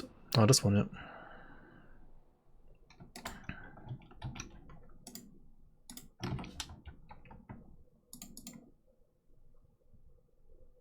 Actually, no, it's 3, you know, like post number 3. Elemental Phase Breaker Witchblade. And kill time wise, it doesn't seem that bad. It's just like squishy and softcore, right? So I wouldn't play it exactly like that.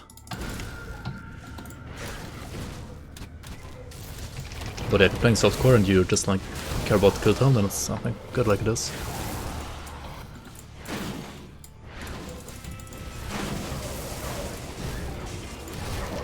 Also, I mean, you gotta like remember that, first of all, on the forums, right, there aren't that many people who like actually post builds, and those that do kind of like only post the most ridiculous builds ever. I mean, I would say I'm like one of the few people who also like to post non-super ridiculous builds. Like some of my builds aren't like, they're still good. They can like obviously still like clear all the content most of the time, but they're not like ridiculously OP or anything most of the time, right? They're just like fun to play. I like to play them, and they're hardcore viable, right? That's like all that matters to me. But I feel like 90% of the people like posting in the forums, they like only care about if a build can like clear the hardest content and like a ridiculous speed on softcore, and if it can't do that, then it's like trash in their eyes, right? So like they don't even post it.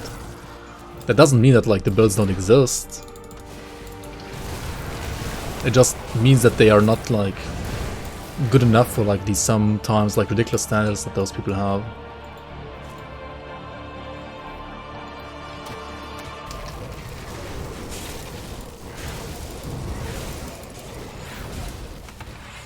And also, I mean, if you don't see like a build with a weapon being posted on the forums, then at least for me personally, it's like even more reason to play that.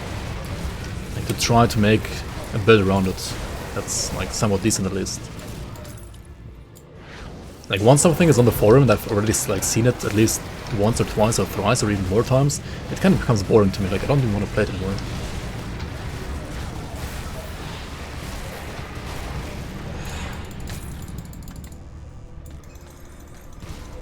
SR65 the hardest content? Not really, no. I mean, SR65 is very hard content, yes. I mean, for farming, right? When it comes to like what's worth to do to farm efficiently, then Crucible Gladiator 150 to 170, as well as Shadow Realm 75 to 76 is like the hardest thing you can do. Like the hardest but also like most efficient thing to do, right? If like for some characters, 65 to 66 might actually be more efficient than 75 to 76, because while the character might also be able to like clear both 75 to 76 as well as 65 to 66, it's just like way quicker at like clearing 75 to 76. I mean 75 to 66. No, what am I saying? It might be quicker at clearing 65 to 66 than 75 to 76, right? And because of that, you get like more loot per second, per minute, doing the like lower shards than the higher shards.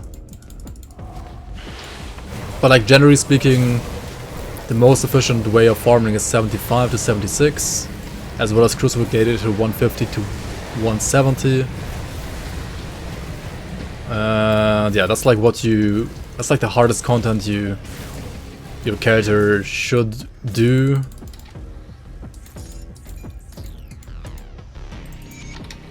When it comes to like farming, right? I mean, on the other hand, though, I most of the time only post 75 to 70. Oh shit, 65 to 66, and not 75 to 76, because you get a waystone for 65, right? But you don't get a waystone for 75. You can, however, upgrade your waystone, like your 65 waystone for 75.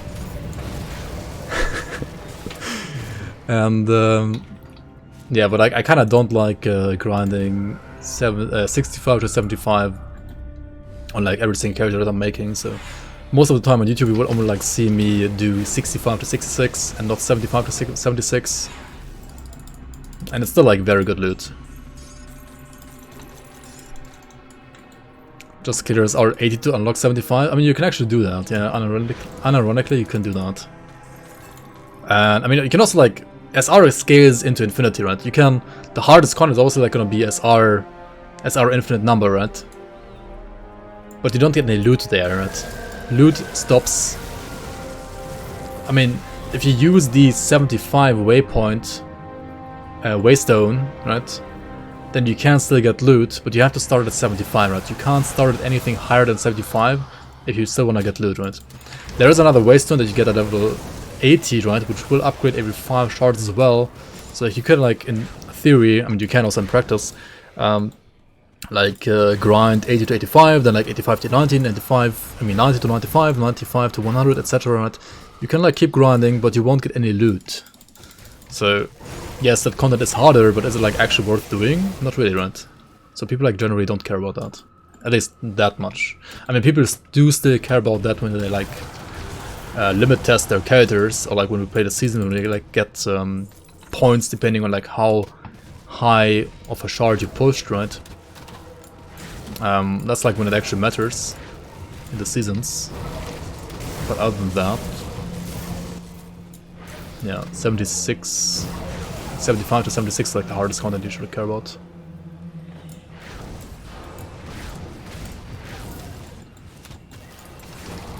Freaking ads.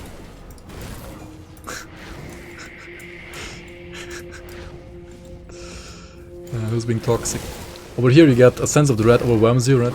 If you have the lore note from, I mean the quest lore thingy from the oak, right? That we got the first entry, we're gonna get the second entry here as well. And this one basically like tells you to go to like one of the Chthonian rifts, right? Let's go there after defeating Alchemist here.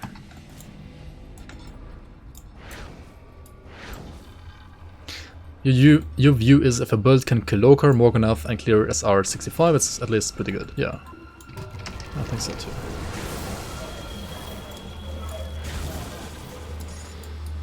I mean, this character could kill Morganath, but it was really like not that smooth. Not gonna lie. But that was like before switching around some stuff here, right? Where'd my armor go? Oh, we have like exposed, that's why. We got no armor.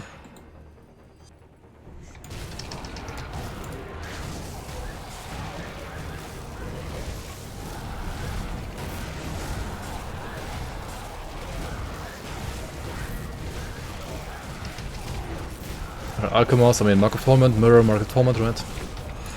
And he's down.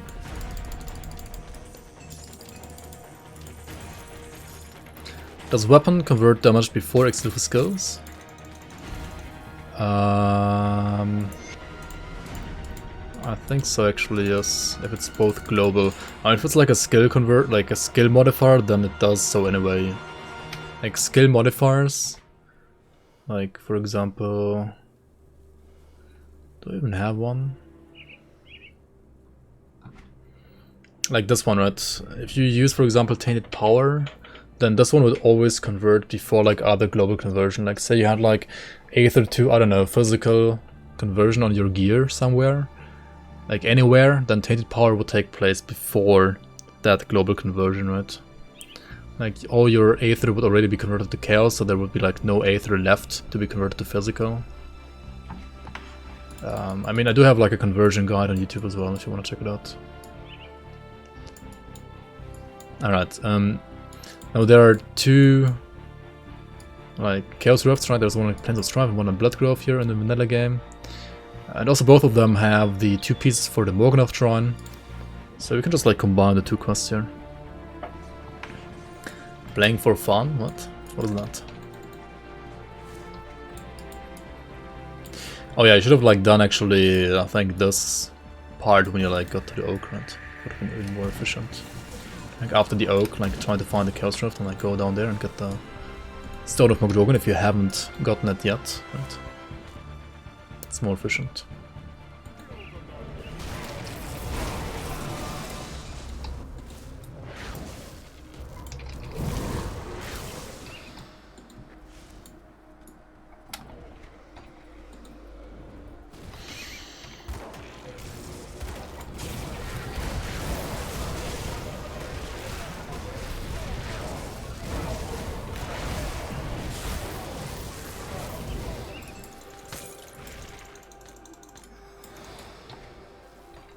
What if you have two pieces of gear with different conversion?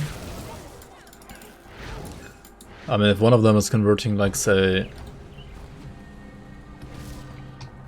50% Aether to physical, and the other one is converting 50% Aether to fire, then you will be left with 50% Aether, I mean 50% physical and 50% fire. If you have like two pieces that both have like 100% conversion, right? Like one is doing 100% physical to, I mean Aether to physical, and the other one is like 100% physical to, I mean Aether to fire as well. Then, I mean, the total amount of conversion will be like scaled down to a total amount of 100. And, okay, let's make this more complicated, right? Let's say you have one piece that has 100% Aether to fire. The other one has 50% Aether to physical.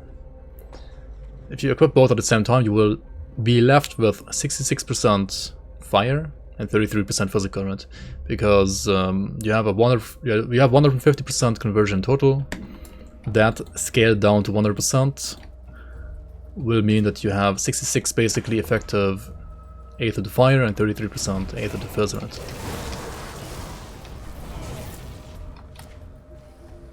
So like getting more than 100% conversion is kinda useless, first of all, generally speaking. Like it's not really like helpful at all.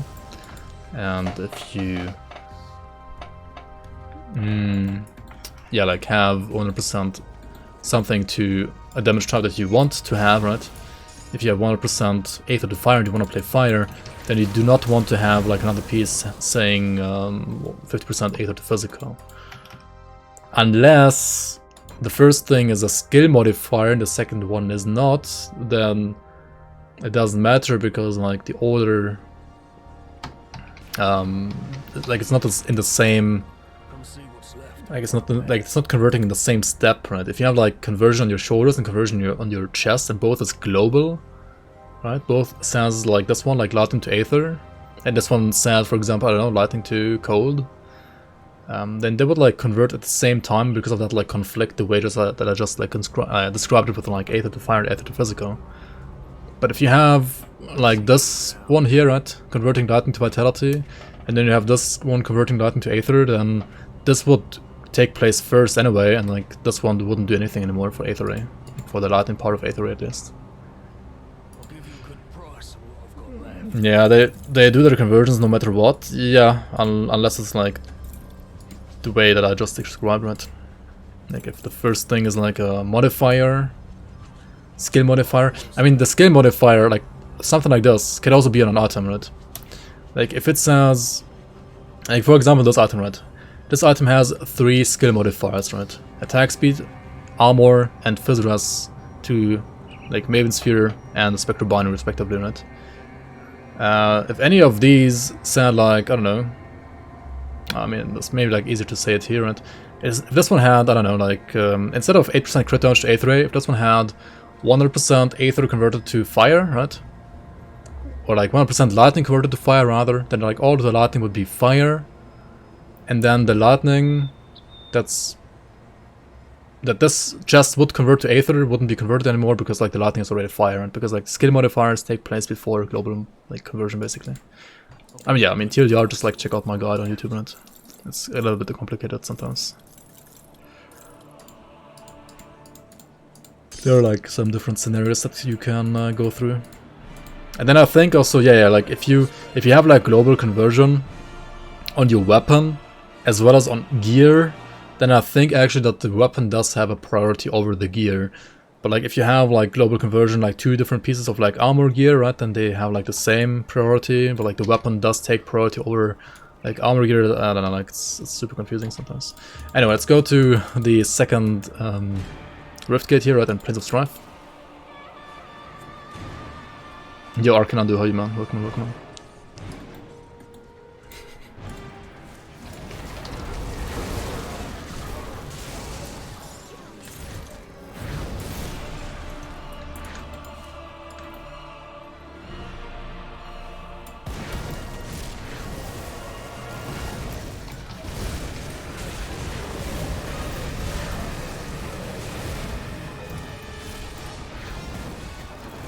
Did we kill Locksmere yet on this character? I think we didn't, right? I think we went there, but he didn't spawn or something. Right? I mean, there's a boss. I mean, not boss. Like it's actually like just a hero mob, right? Like a star mob called Locksmere that like has a chance to spawn over here in this corner. Not 100%, but he can spawn, right? And he does have basically nullification, like Arcanist nullification, right? And he basically like nullifies all of your buffs, right? So including Mirror of Rectus, right? He does not, however, nullify Mark of Torment. So you wanna like use Mark of Torment against him before he before he nullifies you. And you can like spawn basically in here. Yeah, there he is. Locksmere, Nightmare, right? This guy. Ideally, you don't want to fight him alongside all this trash. Let's just like try to clear like at least most of the trash here. Before, oh, there he is. There he is. Yeah, you can also Shadow Strike.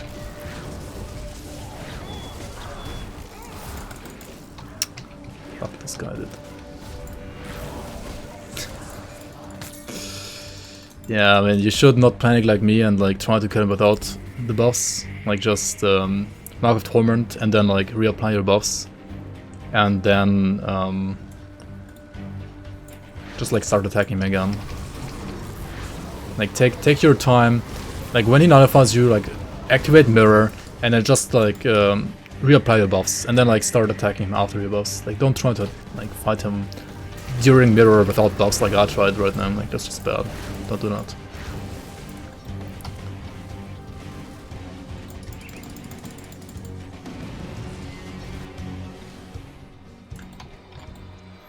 Alright, over here in Forsaken Wastes, we want to look out for two things, right? We want to look out for a house and the Spirit of Mokjogan.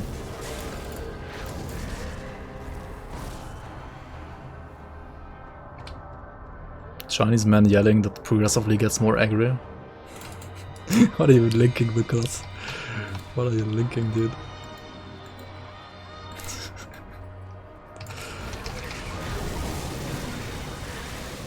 That's how you feel when you play against Locksmere?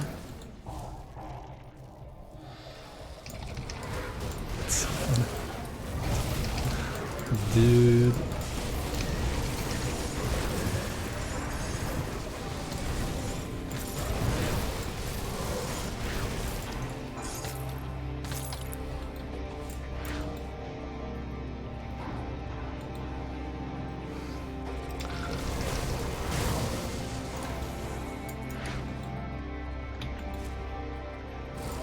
How are you doing, by the way? I don't see you stream very often anymore. Or like maybe I just like don't catch you streaming anymore. Did you fix your RAM problem, by the way? Watch me fight Benjar. It would be nice. Would be nice to fight Benjar actually.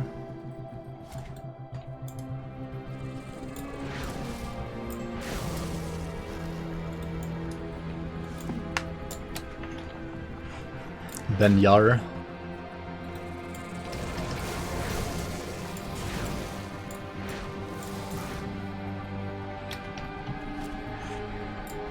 Been working on PC stuff? Yeah, okay.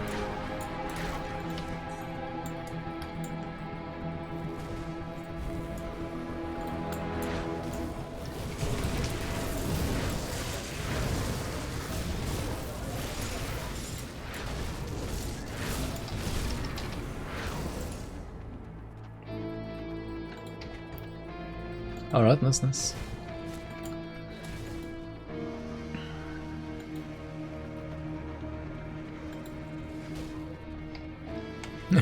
you saw Mikos scam like 6 people and trade and kill.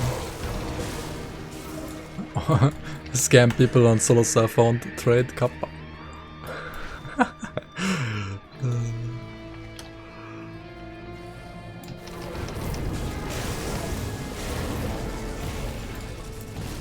Are you like level 100 yet, or? Hundo yet? Alright, over here is the house, right? It's like basically in the northern corner. This place feels strange, right? This one will make you... Get you another lore note here, right? 3rd entry. quest lore item, whatever you want to call it. Alright, the Spirit of Mokjogen still nowhere to be seen, which means it should be like over here on the island, right? Yeah, like from 90 it's starting to like really get slow in PvE to level up. Alright, we got the Spirit.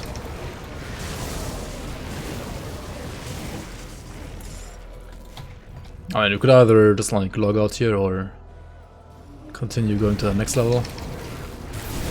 Just like right around the corner anyway.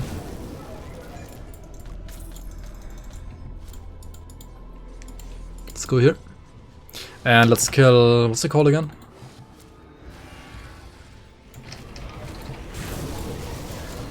Bane Gargoth, right?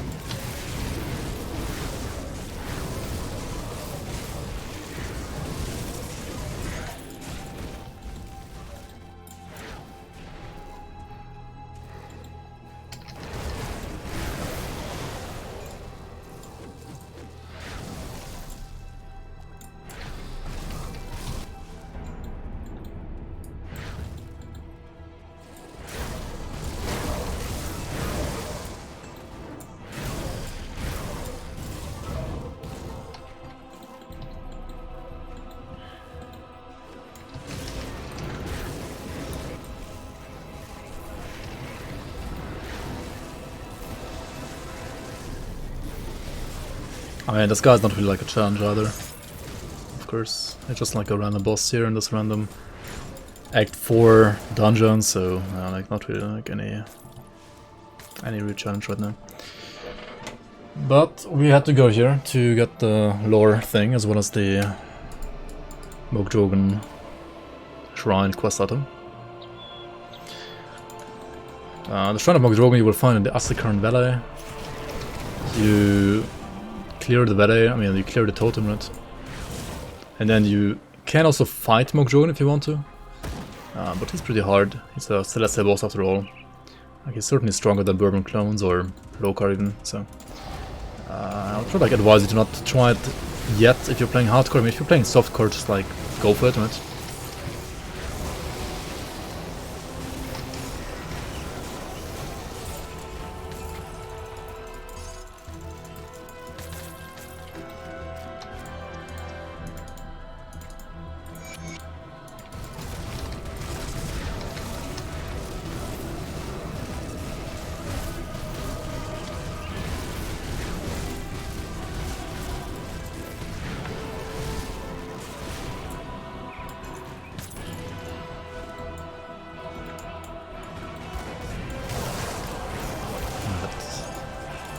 Let's click on this, cleanse it, cleanse the Chthonians within as well.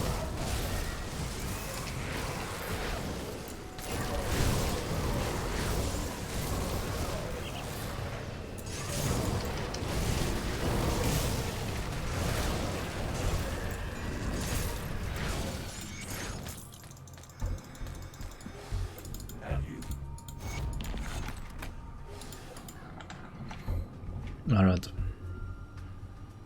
So... I actually got 21 points to Maven Sphere, dude, that's crazy, what the hell? How is it so high? It's crazy.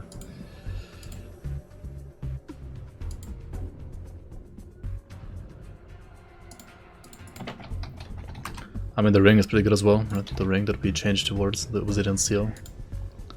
Pretty neat, pretty neat.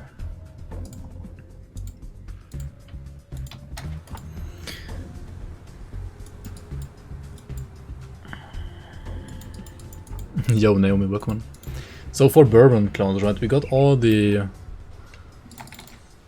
like quest items for the boss. However, we're still like missing one item because we do need a salt bag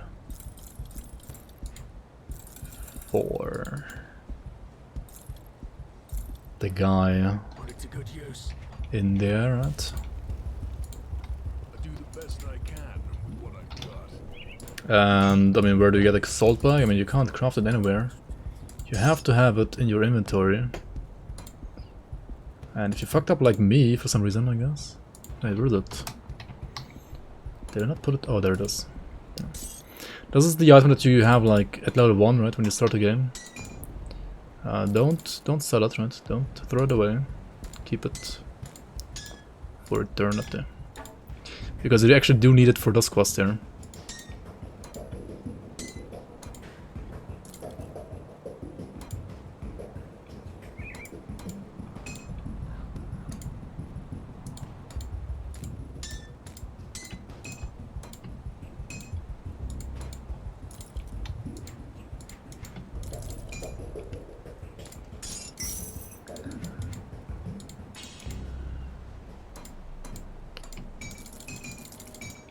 Are you enjoying your Diablo 3 vanilla gameplay, Naomi?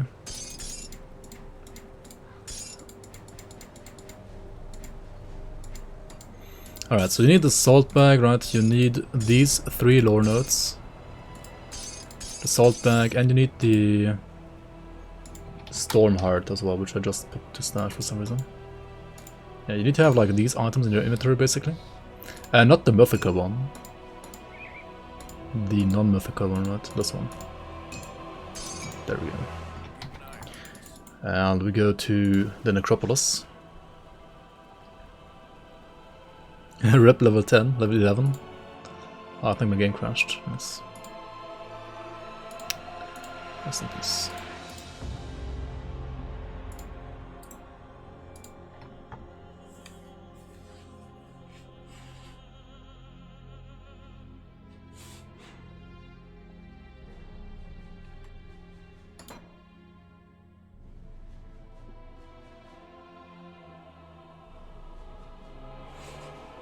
The Bourbon clones. Alright, we got Saltbag, we got the Stormheart, we got the 3 letters. Let's go to Necropolis. Also, I mean, Bourbon clones are a Celestial boss, right? So you want to make sure to have Hoarfrost Ointment.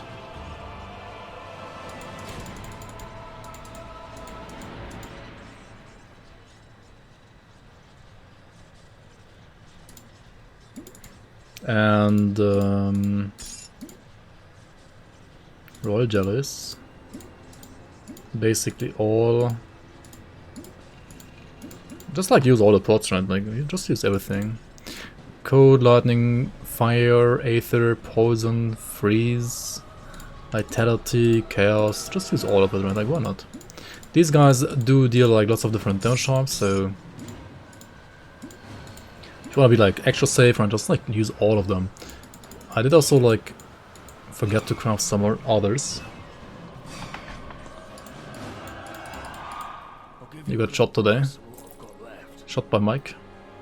Nice season 3 leak, yeah thanks. Leaked by Protoss. Royal Jelly.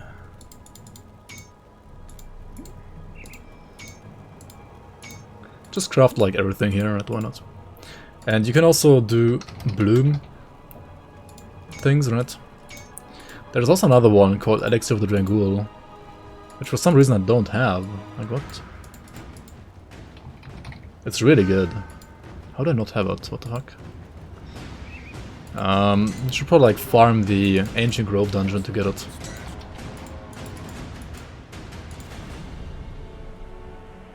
Make seed shot. Oh, nice, nice. Congrats.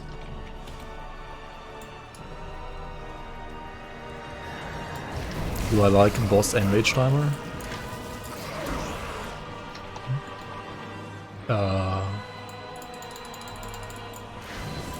I mean, I don't mind those kind of mechanics.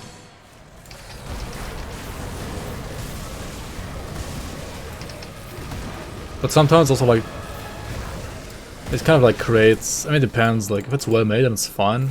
If it's not well made then it's kinda, you just like run around in circles unless until the boss like stops enraging, right?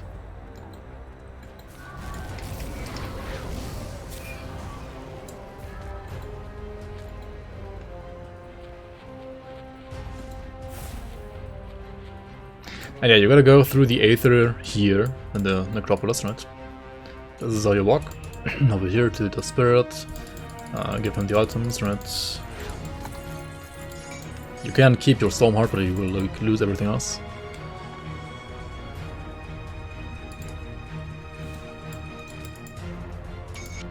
Got a shrine here.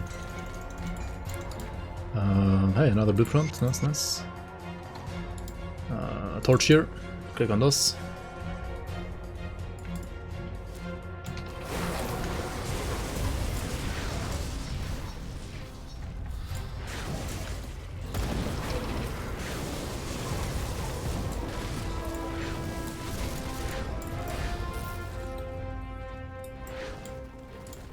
And here you got like some of these clones of John Bourbon,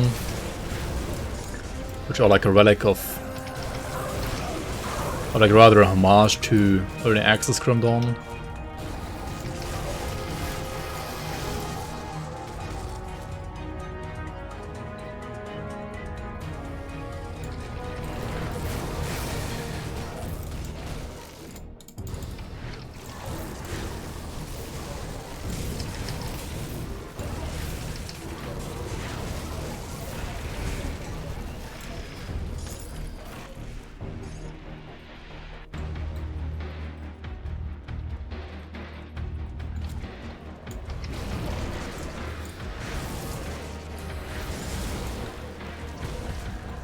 Been farming Biotin for 5 hours, sent out all the shit, dude.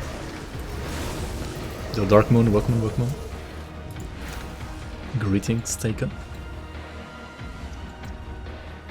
Alright, in here you wanna crank up the in-game music actually. It's pretty dope. And also in here, you get like your last chance to, I mean outside of this bridge, you can like, your last chance to like port back. To like get some items that you would like to use for this fight. And yeah, we're gonna like pop all the potions here as well. It's kind of sad that I don't have the... I got the Ouroboros set as well. Kind of sad that I don't have the Elixir of the Drangul actually. But let's just use everything here that we have instead.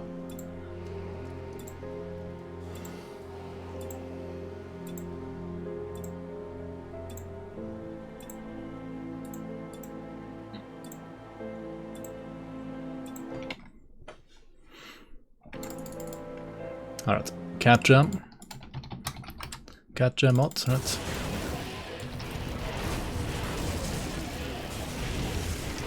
Happy weekend, Yana boys. Happy weekend, kerplunk plunk.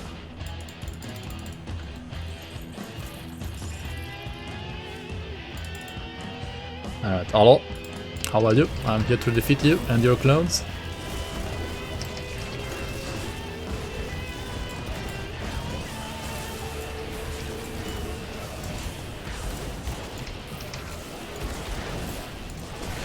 If you want to learn how this fight in specific works exactly, as well as all the other Celestial bosses in the game, then you can like watch my guide on Celestial bosses, right? Hashtag shameless self-advertisement, right? I also just realized like my stun was pretty bad for this fight. Oh, it's also horribly bad for Lokarr, I just realized. You need like 80% stun rest against Lokarr. Dang, it's gonna be kinda scuffed for Lokarr actually. I gotta change some gear for Lokarr here. Get some stun rest. I may just like get a leathery hide on the helmet. Even, but that's probably not even enough.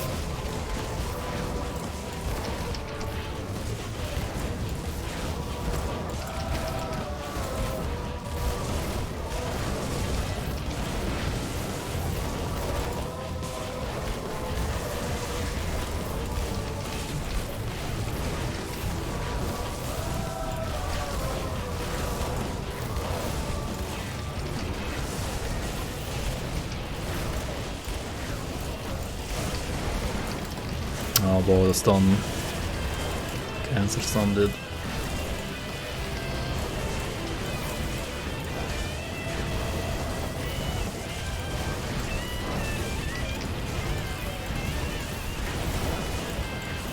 There are too many of them! Too many clones! What is this?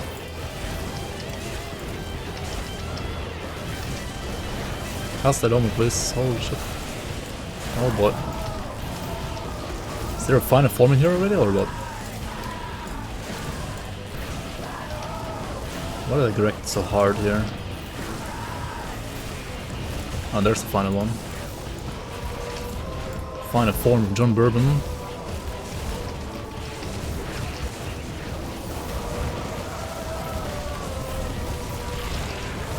These guys have quite some debuffs, not gonna lie. Quite some debuffs.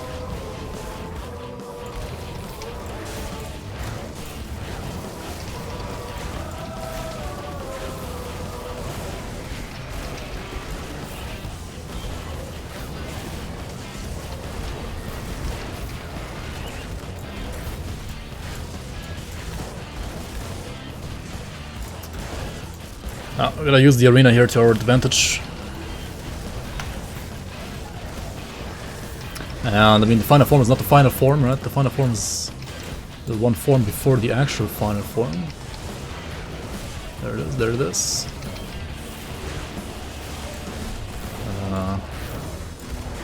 This guy has like a blade bearer kind of thing, right?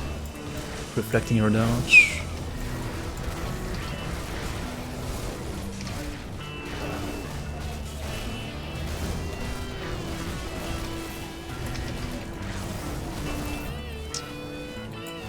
And there are two more here, what the fuck? What are you doing? Why are they not attacking me, hello? Yeah, the stuns are kind of bad here, hold on. Alright, that's it. Once you defeat the final form, the actual final form rather. Get to split the funny ultimate. Looks good, right? Alright. It is one Celestial boss out of 6 down. I'm not gonna do all of them on this character. I mean, I do still obviously like need better gear. But I mean, it's a beginner build, right? So it should be basically only be able to, most importantly, kill Lokarr. Which is not this boss, right? It's the boss that we're gonna do here after this one. And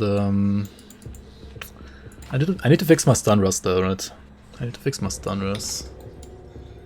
So how do you fix stun rust? First of all, we can fix stun rust with, for example,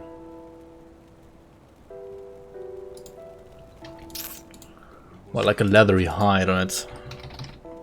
This is not really like a component that you want to use that often. It's not that amazing. And if you don't have any stun rust at all, right, and you have to get stun rust, then you have to use it, right? So let's use it in the helmet here. It can literally only be used in the helmet anyway. 69 stun rust, I mean that's pretty nice, but not enough, right? Not enough. Not enough. We want like 80%, right? 80% is what we want.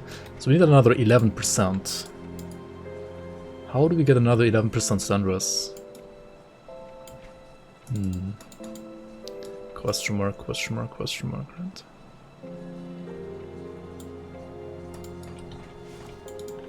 Come see what's left of my wares. See you around. Just get it. Just get it, lol. Yep, just get it.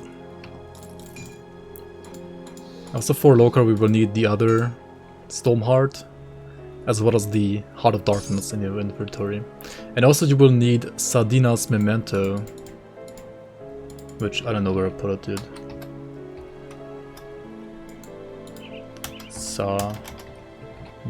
Did I put it here somewhere, or did I not pick it up? Sardines? Sardina? Ah, yeah, okay, we didn't pick it up yet. So if you like go here right to the Skodom after defeating the Gorian Ultimate, you will get Sardina's Memento, right? She was the spirit guide here. You will only get it once though, once per character. So yeah, like don't sell it, right? Don't sell it. You need this for the upcoming quest. Just craft Stoneheart of Kings boots. I could like craft more pants. I mean boots, yeah, I guess. To get stun rust, right? I could like literally do that. Did I have some decent ones? No, I don't.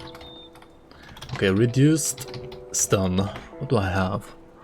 I got these like weird gloves actually. These boots. These pants. Or these pants. This chest. And these also have stunners, what the fuck? Storm Titan threads.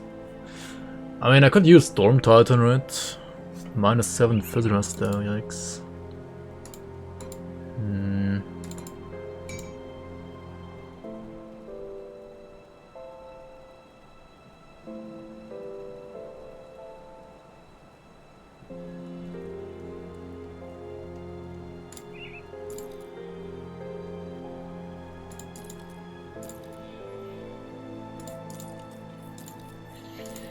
I mean, this looks good on paper, right, with the HP, but when it comes to Fizz, just put more points to conversion. It's already at 9 though. I mean... Nah, dude. Nah. I don't have enough points for conversion. I mean, I can pull some points in conversion now. And like put them into like, I don't know, overload for like more away maybe. Anyway, let's craft a Udenborg leather, right? Udenborg leather.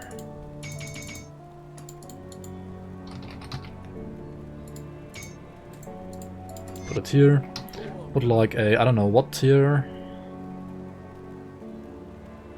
Dude, what's my vitality rust? Why is it so bad? What the fuck? Come see what's left of my wares. Iron well spent. Wait, where do you get Pierce Vitality?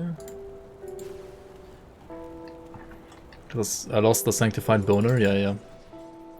Exactly. I'll give you a good price on what I've got. Did you get like Pierce Vit here? Yeah, there it To is. good use. Yeah, so instead of Pierce Poison, we can like use Pierce Vit here right now. And like another Pierce Vit. Maybe not. Pierce Poison, Poison Chaos.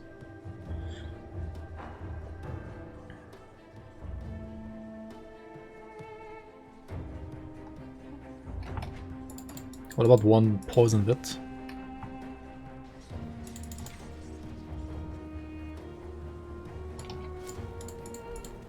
See anything you like.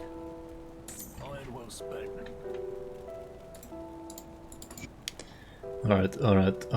Alright. Looking good, right? Looking good. So against Lokarr, you really only need Fire Res, right? Everything else you don't need.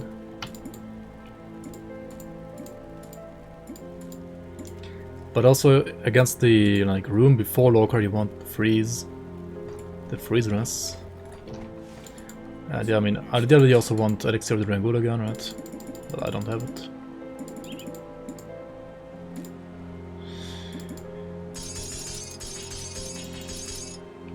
I'll keep an eye out. So is this enough? I mean, yeah, it's enough.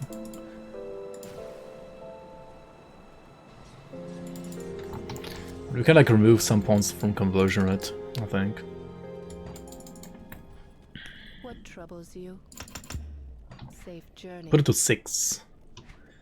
6 is pretty decent as well, and then we put these 6 points into, I think, overload for away, maybe. Let me clear your mind. Maybe like pull some points here, right? Just max it out, and then what, right? And then what? And now what? Turmoil within you. Put us to 14 maybe? Can we put it to 16 even? Maybe put it to 16. I sense Huh. turmoil within you. 16 in a focus might be the better idea here though, right? I just leave it like this. 16 in a focus. Seems good. Why is my DA so bad? Oh, because my boots gave me the A, I guess.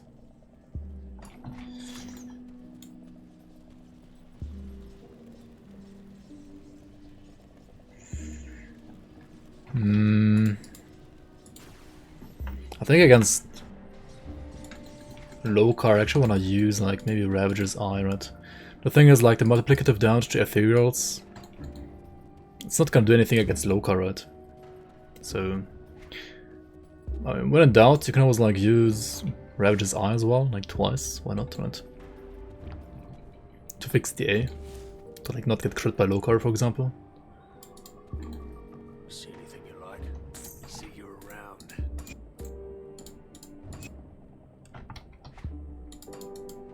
There we go. Now, how do you get access to Lokarr? You want to go to the Mammoth outskirts, you want to have Heart of Darkness, Sadina's Memento, and Mythical Stormheart in your inventory, right? And then you want to go to the shrine here in the outskirts, right? First of all, you want to go to the shrine.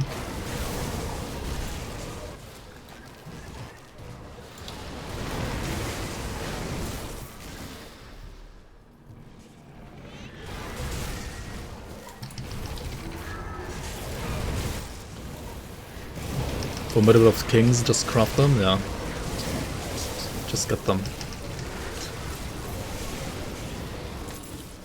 Right, over here. And do this if you want to. Right? You gotta bring a blue zombie over here. It's like, what kind of blue zombie? Also, you wanna use pet attack to like not make your pets kill the zombie.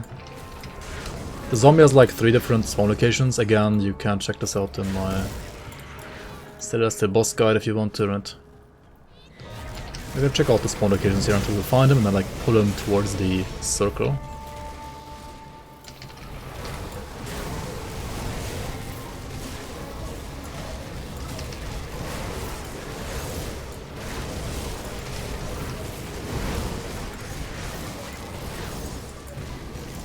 Wooden Pog.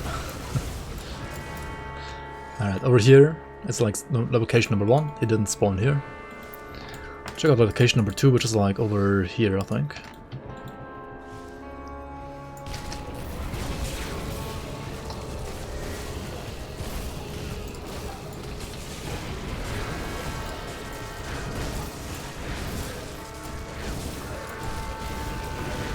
Just spawn him. Yeah, just make him spawn right.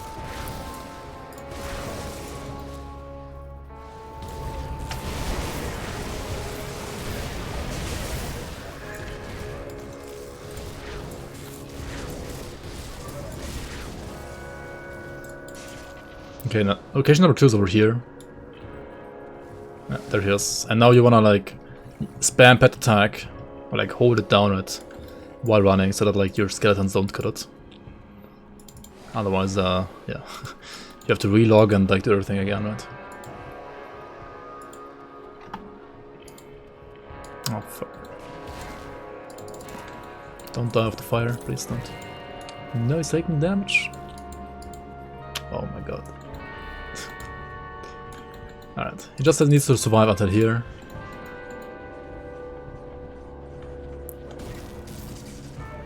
There we go. He's gonna die here, open up a rift, and then you go through the rift.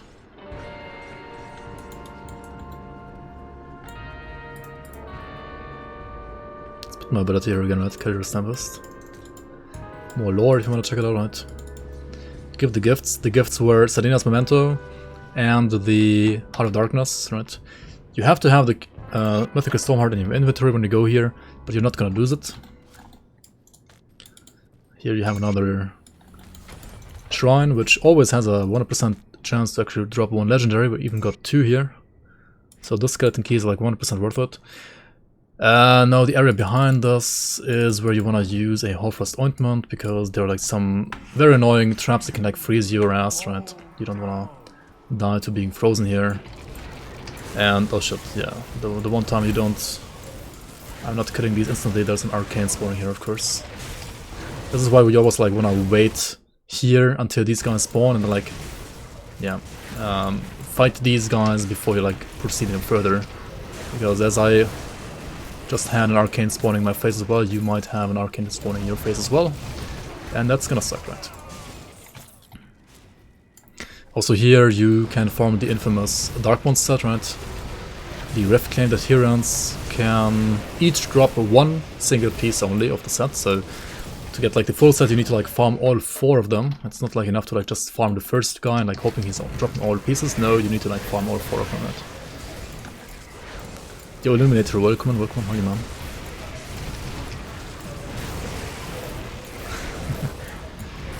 Shouldn't do it in real life stuff.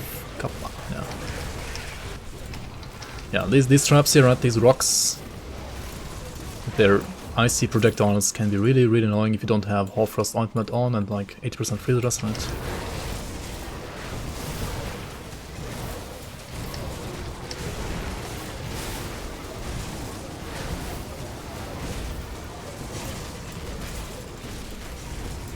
Anyway, I mean, you can like proceed to basically explore this entire area if you want to.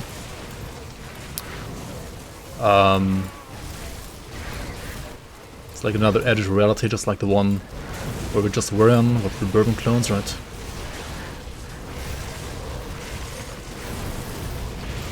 And you got like lots of Chthonians, as well as Aetherials and plants on your ass here. It's kind of annoying sometimes.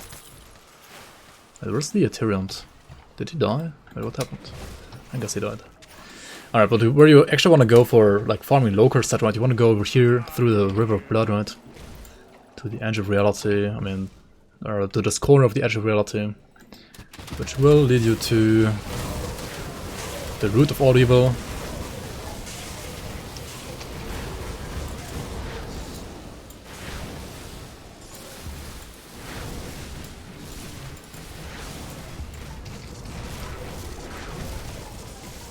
You defeat the root of all evil, right? And then you go through the portal here, and I mean, you have to prepare now, right? Like, use all your pots that you have with you.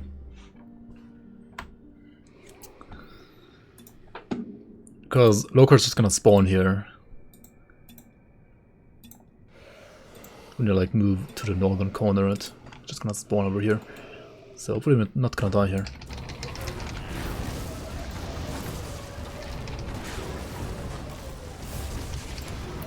Oh yeah, how do you fight this guy? I mean, ideally you don't wanna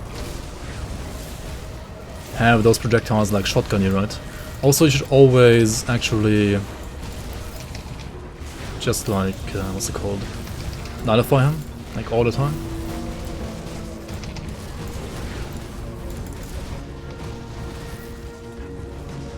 Dealing no damage, right? Fuck.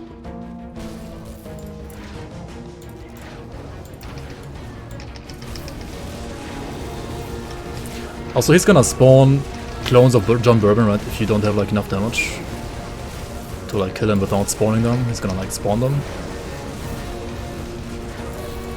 And then the fight kind of like starts escalating if like there are too many clones around, so you wanna kill those clones as well.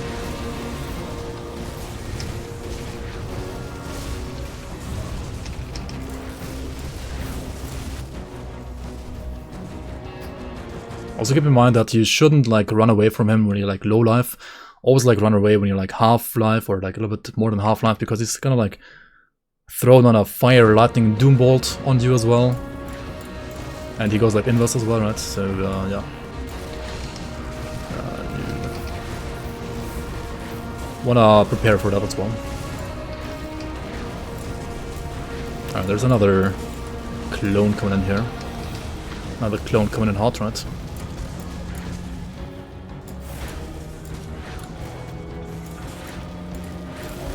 Actually, two of them. I mean, he's basically already dead, right? There we go.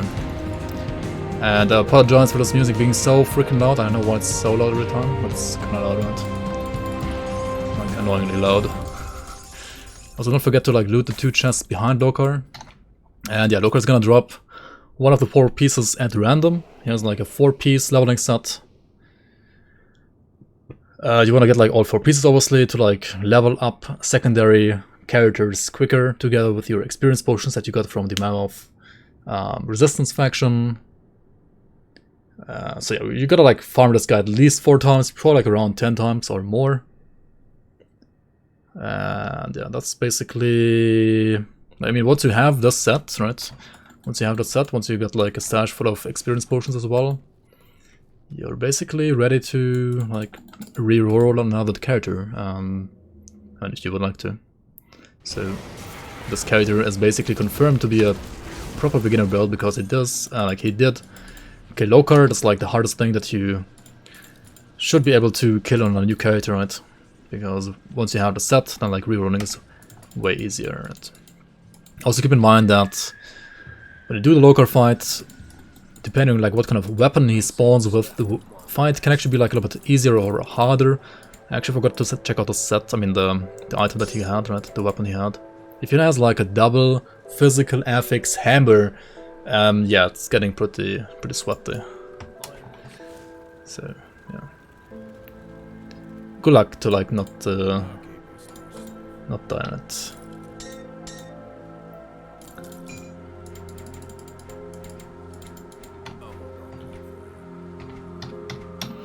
I mean, this is basically gonna be it though for this episode, right? We have done everything that I wanted to do, right? Just like buy potions, like put them to stash, and yeah, we're basically done here.